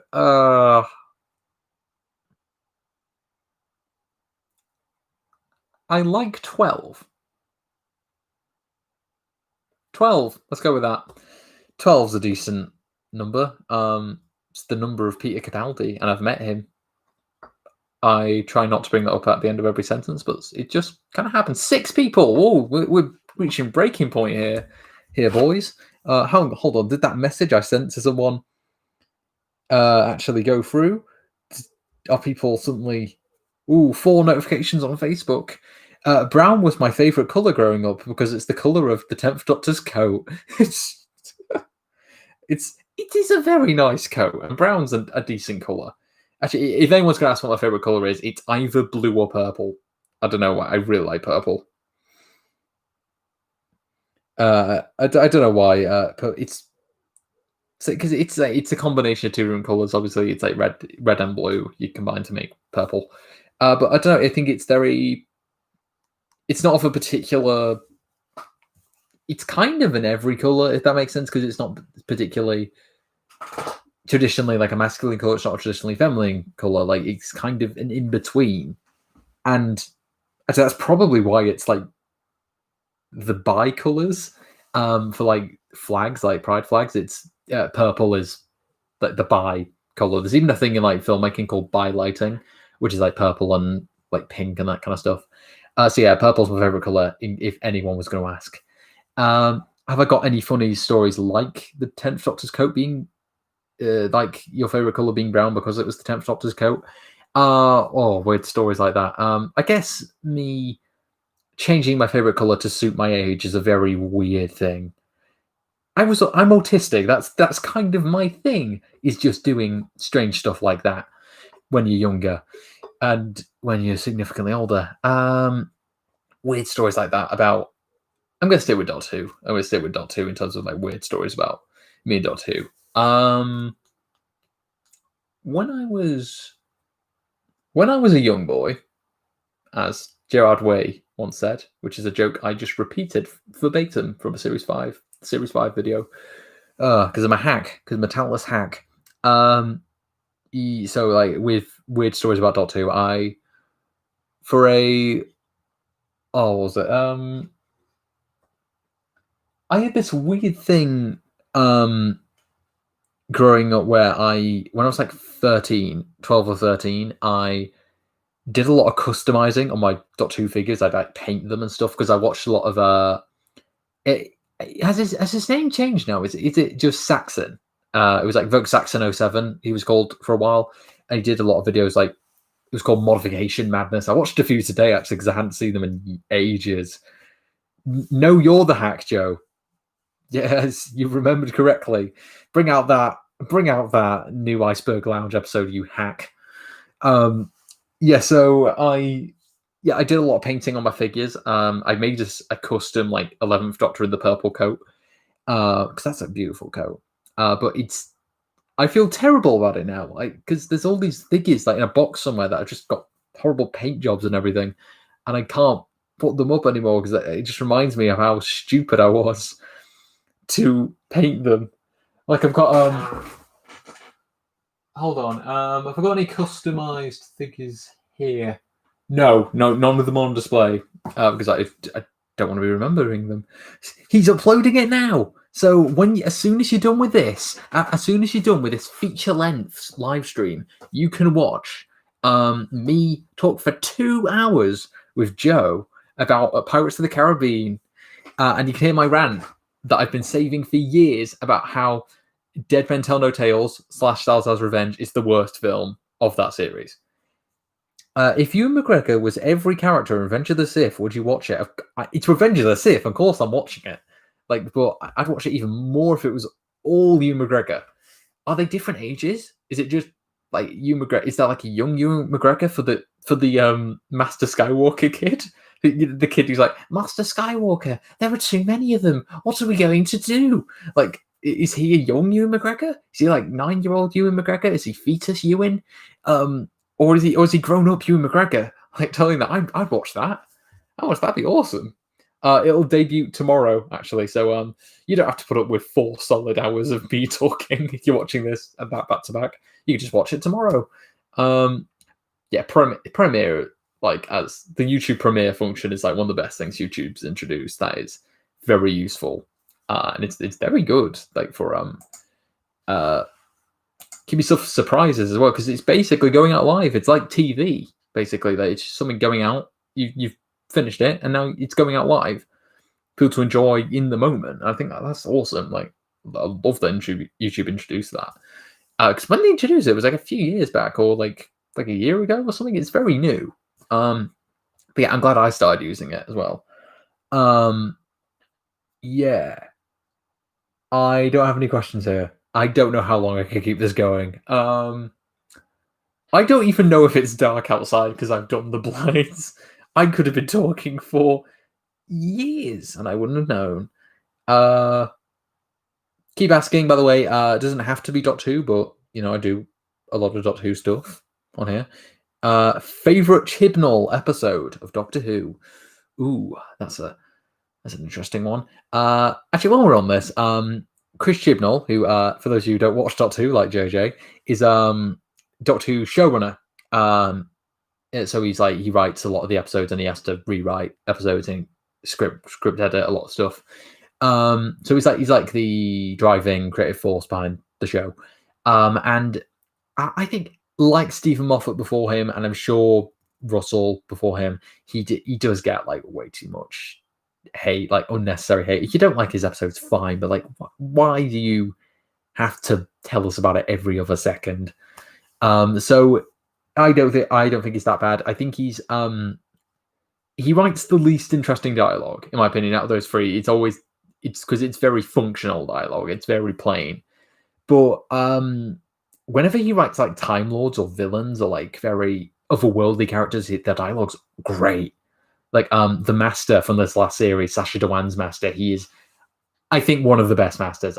And a lot of that is not only because Sacha Dhawan's just having a ball in that role, but because Chris Chibnall writes really good dialogue for him.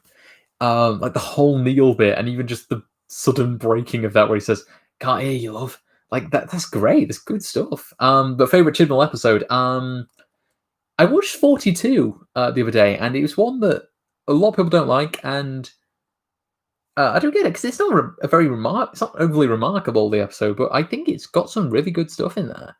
The real time aspect doesn't quite work because it's sort of half real time, but it doesn't really play into it much. There is a countdown going down, but it moves at a decent pace. I like the stuff with Martha in her phoning her mum's very sad, and there's the scene where she leaves in an escape pod and the sound there's no sound for a few seconds. Like the sound cuts out and it's just the Doctor screaming, "I'll save you," and that's incredible. If that was the classic series, that would be the cliffhanger. Like it's an amazing scene. I think 42 is a really good underrated episode. I like the A Hungry Earth 2-parter from series 5. And from his recent stuff, like in the Whittaker era, Spyfall's really fun, and as controversial as it is, I really like The Timeless Children. I think that's just a really fun finale. It's got the high stakes. It's got Cybermen. You get a new backstory for the Doctor, which is one that everyone's a bit. Some people love, some people really hate it. Some people act like it destroys the show because Chibnall hack and it's SJW stuff or whatever the hell they talk about. Yeah, it's not a because I'm still getting my head around how that backstory ties into things, but it doesn't really change anything. It's fine by me. So yeah, I'd probably say 42. I'm so sorry for people who aren't Doctor Who fans watching this. This is just good. Must have been so boring. If you could choose an actor to star in a film you wrote, why would you choose Tommy Wiseau as the lead? Oh god. Of course I'm casting Tommy Wiseau. Like he's the best. He's the best man. He's not only gonna appear in my film. He's co-writing it. He's producing it. Script supervisor. Does the music. Write the theme tune. Sing the theme tune. To quote a Little Britain. I mean, we're not allowed to watch Little Britain anymore, are we? Because of the blackface stuff. Yeah, so obviously I'm going to pick Tommy Wiseau. Other actors that I like, Ewan McGregor. He's a good boy. He's a good boy. Check out. It didn't do very well in cinemas. I didn't see it in cinemas. I should have done. Watch Doctor Sleep. If you like The Shining, even if you didn't like The Shining, it's a great companion to that film. It's a great news story, and Ewan McGregor's fantastic in it. Yeah, so Ewan McGregor's a great actor. James McAvoy, I really like. Actresses, because that's a complete sausage fest there. Tommy Wiseau, Ewan McGregor, and James McAvoy. That would be one hell of a weird film. But who else is there? In terms of female actresses, Jodie Comer's great. I see she's been sort of blowing up recently with Killing Eve, and she's in Rise of Skywalker too, and she's in that. You're meaning to watch Doctor Sleep? Watch Doctor Sleep. It's great. It's so she's been doing great. Ana de Armas I really like. I'm just naming actresses I have crushes on, so I'm not gonna carry on with that because that's just getting weird now. They're good actresses too, though. It's not just the crush element.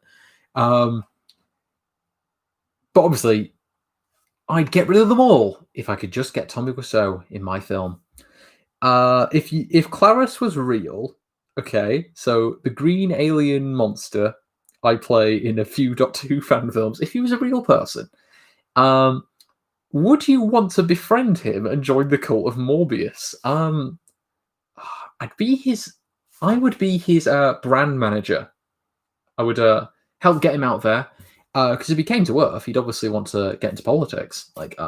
He wants to be a leader, after all. He aspires to be a leader. So he'd probably look at, I don't know, Prime Minister or something like that.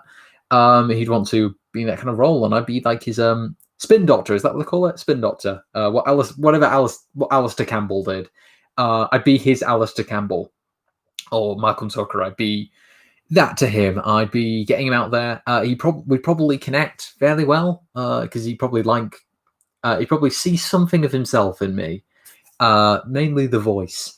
And I feel like it could be a lovely relationship. I feel like we could do good things. Do good things. We could make Britain great again. Great again. We could do that. Oh, I'm rambling. Yeah. Clarice was real. In actuality, he'd probably want to kill me, so I don't think I should befriend him. But part of me wants to. I feel like he'd be very interesting to talk to because I don't know his backstory. I had this idea once that Clarice was I came up once with a full name for Clarice. Actually, I'm gonna search. I think this is on Messenger or something. I think I sent this to someone. Oh, where is it? Oh, just be a sec. Oh, jizz. Did I just say jizz? I don't know why. I think I just made a sound that sounded like jizz. Don't ever quote me on any of this, by the way. Keep the questions coming. Okay, where is it? I'm just gonna. I think I sent him someone the full name for Clarice once. Um,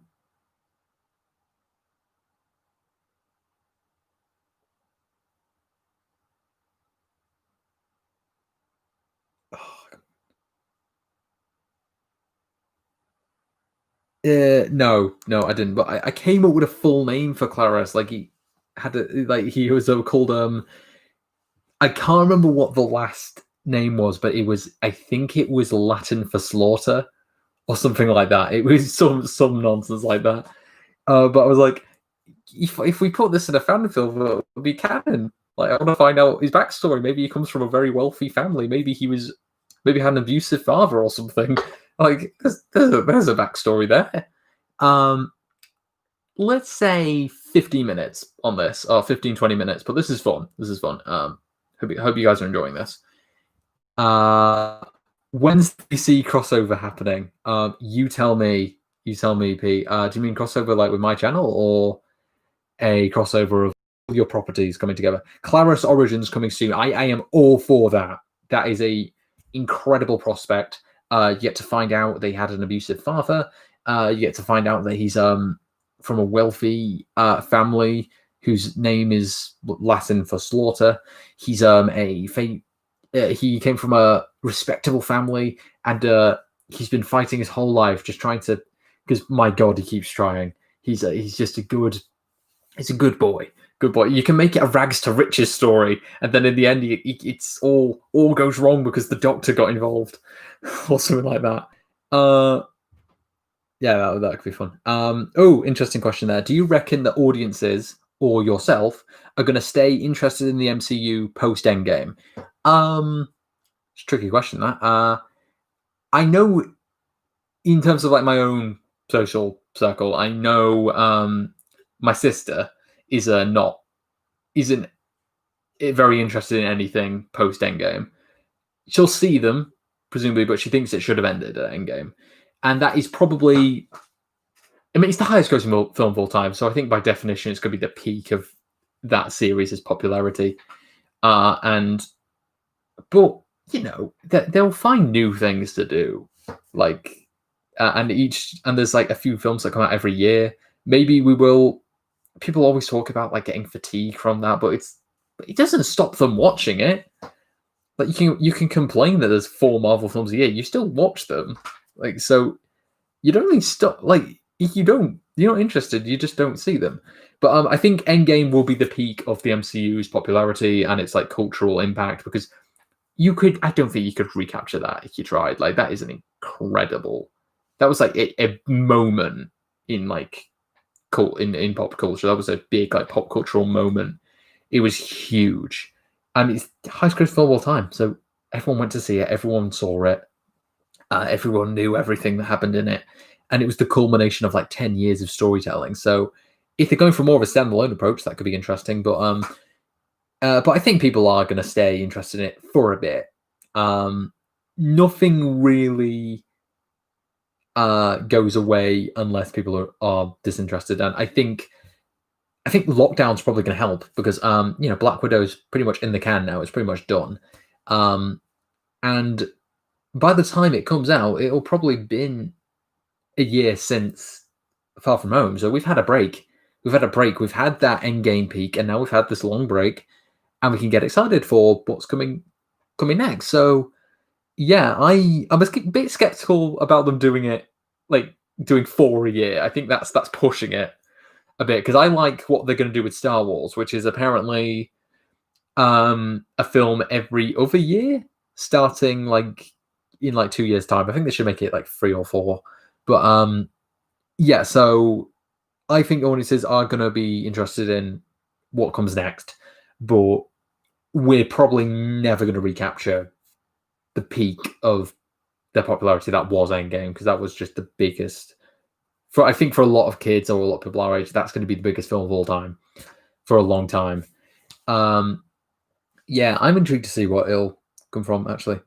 Uh, oh my god, it's been a year since Far From Home. No, no way. No, no way. I'm looking this up. This can't be.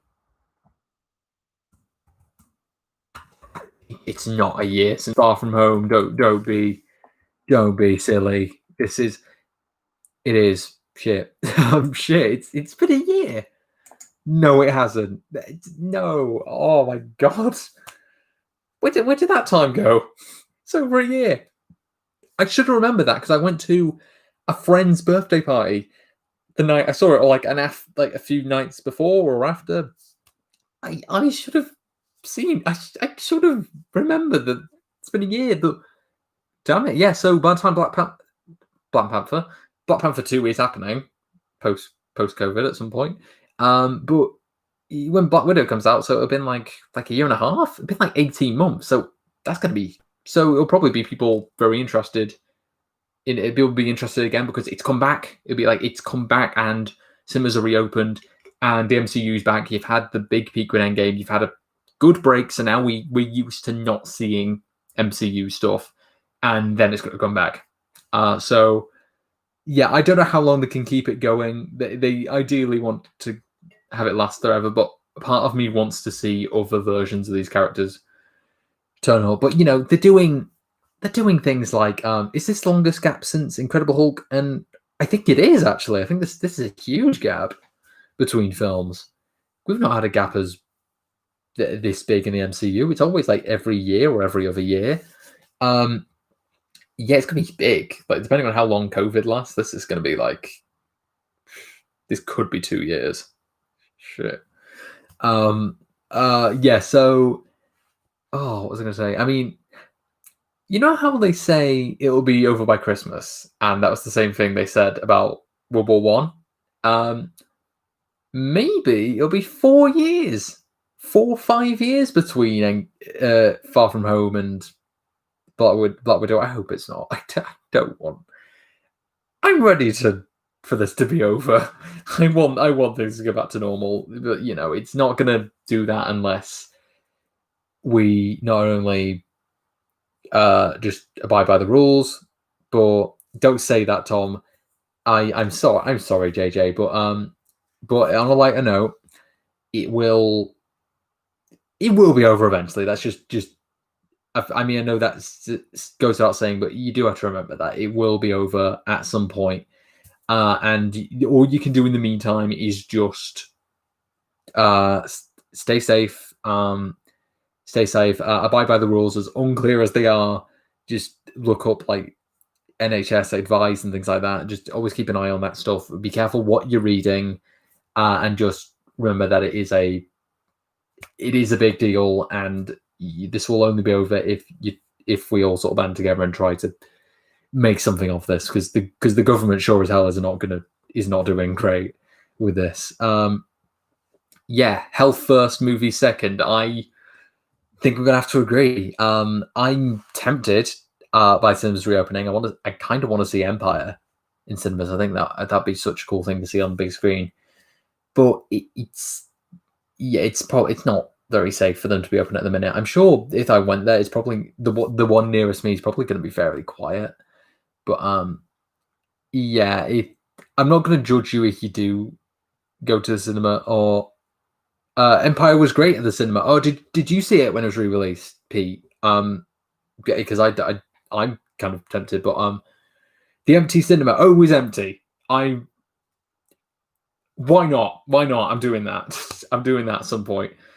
I'll see Empire then. If it's empty, then I'll go see it. I think it could be fun to see it again on a big screen at last. But yeah, they probably shouldn't reopen like properly for a while. Like I know Chris Nolan keeps pushing Tenet to come out. He doesn't want to delay it. But it's not going to be. I don't know what the answer is. It depends very much on like what like healthcare experts or like scientists have to say about it. So it's but they're open at the minute and they have regulations there. They have social distancing regulations. So it's not like they're just open and it's just cinemas as normal. So at least it's being like regulated. But yeah, I don't know what the right answer is. I might see Empire in cinemas. Would you all hate me if I did that? I wear a mask. I wear a mask. I'll keep my distance. So it's scary times. Scary times. But as long as we just carry on and try to stay healthy and respect the people around you, not just because one, you just need to be a decent person, but also because you're gonna need to keep your distance and just not spread it. Yeah, I think is that a good note to end on? Basically saying everything's shit, but it'll be all right. Is that a decent note to end on? I guess it could be. So any last minute questions? Fire away. Anything, doesn't have to be media related. Could be about me as a person, as dull as I am. Go ahead, just get some last minute questions. I too would love to go to the cinema, Joe. I miss there. I miss that cinema. And seeing Endgame in a midnight screening was incredible. So I wish I could have done that for a Star Wars film. Seen it in a midnight screening. I think that could have been awesome. Like, imagine seeing Force Awakens in a midnight screening. That would have been incredible. I would have liked seeing Rise of Skywalker there because because regardless of what you think, favorite seat in a cinema, what, like numbered or like generally, somewhere in the middle or the far back. I think far back is a decent one. That's a good seat to be in because not only you're getting a good view, but also you can sit at a decent. It's a decent spot to sit. Because I saw Day of the Doctor, like the Doctor Who anniversary special. I saw that in a cinema, and it was near the front. I think it was on the front row or the row just behind, and it was good. But you were sitting like this. I was in 3D too, so it was very odd. It was a weird angle, and that episode shot with like lots of close-ups and things like that. So it was a very weird thing. Yeah, so it's but I'd say in the middle or far back. That is definitely it. Or even at the side. Do you have any cinemas that have like seats at the side, like above the door? That's a decent one.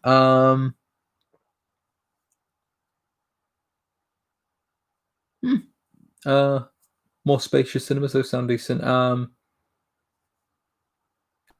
Yeah, Endgame in theaters was amazing. That's the most active I've ever heard an audience. That and Last Jedi was like a very active audience. As much as the internet has kind of perpetuated that no one likes that film, it's the worst film ever made. It was designed by Stu Hacks. It's the audience I saw it with loved it. Like, they were laughing at every other bit. They were everyone's jaw dropped at that incredible the light speed bit where Admiral Holdo goes through the ships at light speed and the sound cuts out. That is jaw dropping. It was incredible seeing that in a theater. Wow. So talk about a place called Lux on this chat. Yeah.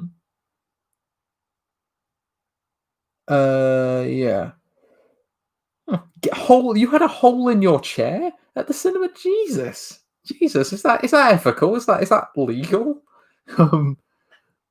Yeah. Yeah. I've never been in a very the quietest cinema I've been in, like in terms of like how few people it was. Weren't many people who saw Baby Driver. When I saw it on the opening day, but it was very quiet. And Little Women was quite quiet, but that's not just because there was not many people there. It was just because it's one of those ones you do just have to sit back and watch. It's not very. The audience isn't always a very active one, and that's not always a bad thing. But I love audience reactions as much as the next guy. I love watching them on YouTube. I love seeing them enjoy it because even like when they did someone did the Rise of Skywalker audience reactions, and people were enjoying it. Like, people do enjoy those films. Like, as much as we like to moan about them, like, general audiences still really enjoy this stuff. But Endgame was probably one of the best cinema experiences ever. I saw it at midnight, and I wasn't expecting as big an applause when Thor cut Thanos' head off. I did not expect the audience to just immediately applaud when that happened, because I was like, what? I think I audibly said, what the fuck? What is got his head cut off? Because what's so good about doing that at the beginning, what was such a good move, is the fact that from that point on, you have no idea where it's going. Like, the plot could go anywhere. It gives you the film you thought you were going to get in the first 20 minutes, and then everything else you knew nothing about. It was incredible.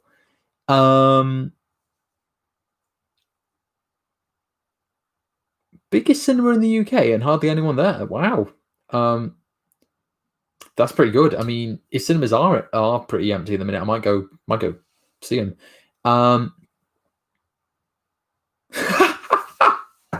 So wait, so Joe has just said that he saw Tron Legacy with his mom, and the only other person left halfway through. Oh God! So wait, so there were two of you in the cinema, and once this guy left. I don't know if he's watching anymore, but Ollie, who was watching before, he's a big fan of Tron Legacy, so that probably hurt him a bit. He's probably a bit sad about that. Never seen it, Tron Legacy. I've seen Tron. I saw it on Disney Plus, and I wasn't a fan, to be honest. It's okay, but I didn't understand much of what was going on. It's a very slow film. The effects look quite good. Like, some of the CGI looks a bit odd, but not the CGI stuff necessarily, but the heating wasn't working. What kind of cinemas are you guys going to? Oh my God. The worst cinema experience I've ever had was because I go to the same one all the time. It's only ever that one, or there's a Cineworld near me, but there's an Odeon that's nearer, so I go to that a lot.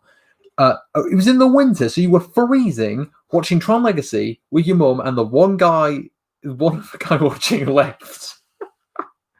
Oh, that is awful. You should have wrote in to the audience, or wherever it was you were seeing it, and just say, "What is this?"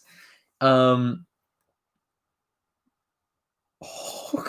God! So you just said the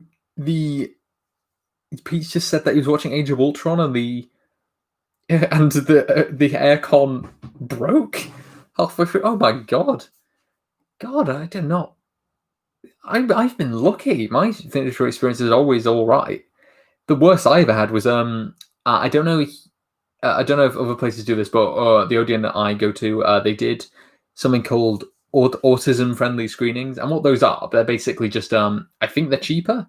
And how they work is the lights are left on, or the lights are on a bit. It's a little quieter. It's basically just it's autism friendly. It's basically an easy way to have children with autism go to the cinema and make it a little easier for them. But with I think I saw there were like 3 in the summer of like 2012. There were like 3 films done that way. And when I was watching the Sacred Madagascar Free Europe's Most Wanted, when I was watching that there was a lot of talking going on. I'm like, what's this? And we looked and saw it was adults, I think from the council, having a meeting in the middle of the film while he was watching. Like, what sense does that make? Because you're paying money to be there. Why don't you just do it at home or something? It was literally a meeting going on. It was weird, but that's about as bad as it got for me. I've had some rowdy. There was one annoying thing I had where when I saw Rise of Skywalker, there were some guys in front of me pointing at it and like clearly talking amongst themselves, very quietly though, admittedly. But it was every other thing. They're one of those people who will complain if the lightsaber doesn't work the same way it worked in some comic that no one's read, or even if they don't know what they're saying, like, that doesn't make any sense. That's not how they work. They're clearly those kind of people. And it was so annoying because every other bit they're like, that's a bit, that doesn't make any sense. They were like whispering to each other, and it's like, just watch the film, you idiots. Like, okay, it took half an hour to start. War for 98 stopped 5 minutes in. I'd have had one where Spider-Man Far From Home, the picture cut out about 5 minutes before the credits. So it's when he swings around with MJ, and he jumps. That sounds like a euphemism. It's not. I guess it could be. We don't know what they get up to behind the scenes. They are for kids after all. Yeah. So he was jumping around. He jumps. He lands next to her. Picture cut out, and the audio kept going. So I waited through the credits, and the post-credit scene. I heard the audio of it before they fixed it, and then replayed it with the picture. But I just heard the post-credit scene with no pictures. But I did kind of collectively go. I did just go, oh my god, it's J.K. Simmons. So that was kind of cool hearing just his voice and just knowing, oh god, it's him. But the weirdest one I had was Brave, actually, because I went to go see Brave, and I didn't see it actually for like 4 or 5 years after, because when it came out, I went to go see it with my sister, and my mum, and then we bought ice cream and drinks and everything. We were waiting, and then they came out and said, "We're sorry, it's not working. We can't show it." We got a refund, obviously, and my sister was very ill, so I got to eat her ice cream, which was good for me. But yeah, that's probably the worst. You had kids running around when you saw Sonic. Oh god, that must be pretty bad. You were too engrossed in the epicness on screen. I've not seen it, the new Sonic, but I'm hearing good things. I'm hearing decent things. Pete's got to go. Enjoy whatever it is you're doing, Pete. Have a good one.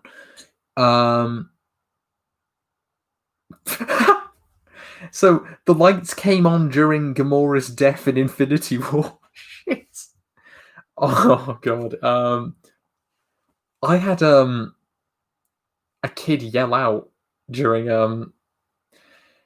the Puss in Boots film, like the spin-off film they did after Shrek. It was like Puss in Boots, and I can't remember what happens. I think he falls on something, and then the screen goes a bit white because of the sand or something. And then this one kid yelled out, "You're all right, Puss. You're right."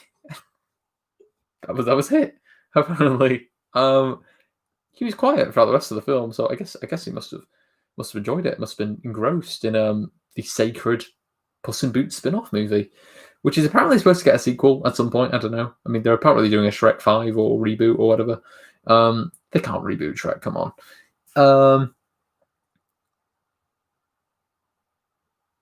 But glad you enjoyed it, JJ. Glad you enjoyed Sonic. I'm glad people who did see it seem to be enjoying it, because I know everyone thought it was going to be.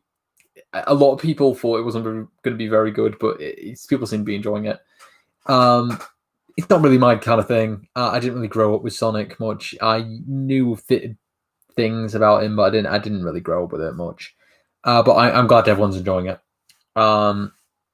So, okay, anyone got any last minute things? Because I'm quite hungry now. I should probably have some tea. So any last minute questions or anything? I'm out of Coke. This is my voice. It hurts. Sonic was fine! Exclamation point. Put it on the poster. Put fine! Exclamation point. Joe Heppenstall. That went down the wrong way. I said I was out of Coke. There's like a bit. Hear that? That's a little bit there.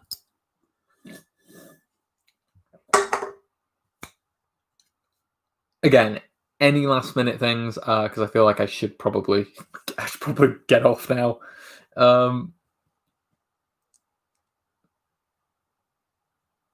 Get some food, Tom. One last question. Okay, the last question of this, the last question of Qanda 2 Electric Boogaloo is, didn't expect that. How much wood could a woodchuck chuck if a woodchuck would? Interesting question. I'm not very sure. I remember a Dick and Dom. This is connected, I swear. Does anyone remember Diddy, Dick and Dom?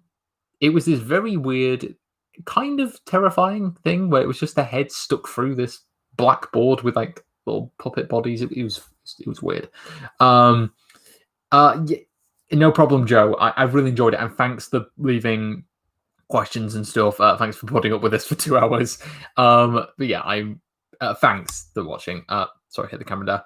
I don't know, but there was a episode of that, like Digi Dick and Dom, where they did a whole thing about the answer to the question to the answer to how much would Chuck Chuck, whatever. They gave an answer for it in one episode. It was something like, I think it was one. It was one bit of wood. And I can't remember the maths of how they figured it out, but there's your question. I don't know the question. It's one of the... I'm rambling. But yeah, I feel like I should head off. But thanks everyone for watching. This was quite fun, actually. I know it's a lot of rambling, but thanks for leaving questions. Thanks for enjoying this. And thanks for having your own discussions, because we ended up down that rabbit hole of like cinemas reopening, and we had a lot of really interesting stuff, sharing stories about cinemas and our experiences there. I think that was really fun. Maybe we should do a whole video of just that, just me talking about cinemas. But I feel like I got all the material for that out here. But yeah, I really enjoyed it. Thanks everyone for watching, and thanks for the 100 subscribers, because that's why I did this. So tune in for new videos. Definitely check out JJ and Pete from FBC Productions. Check out those films; those are great films. Joe does great stuff too. The Film Academic. Ollie, who was on here earlier, is a model. You can find him on Instagram. Yeah, and check out the next episode of the Iceberg Lounge podcast, which I'll be appearing on, which is out now because Joe the Hack has edited it. That sounds so cruel, Joe the Hack. Jesus. But yeah, I should head off because I'm very hungry. So thank you for 100 subscribers. Am I sure I want to end the stream? Yes.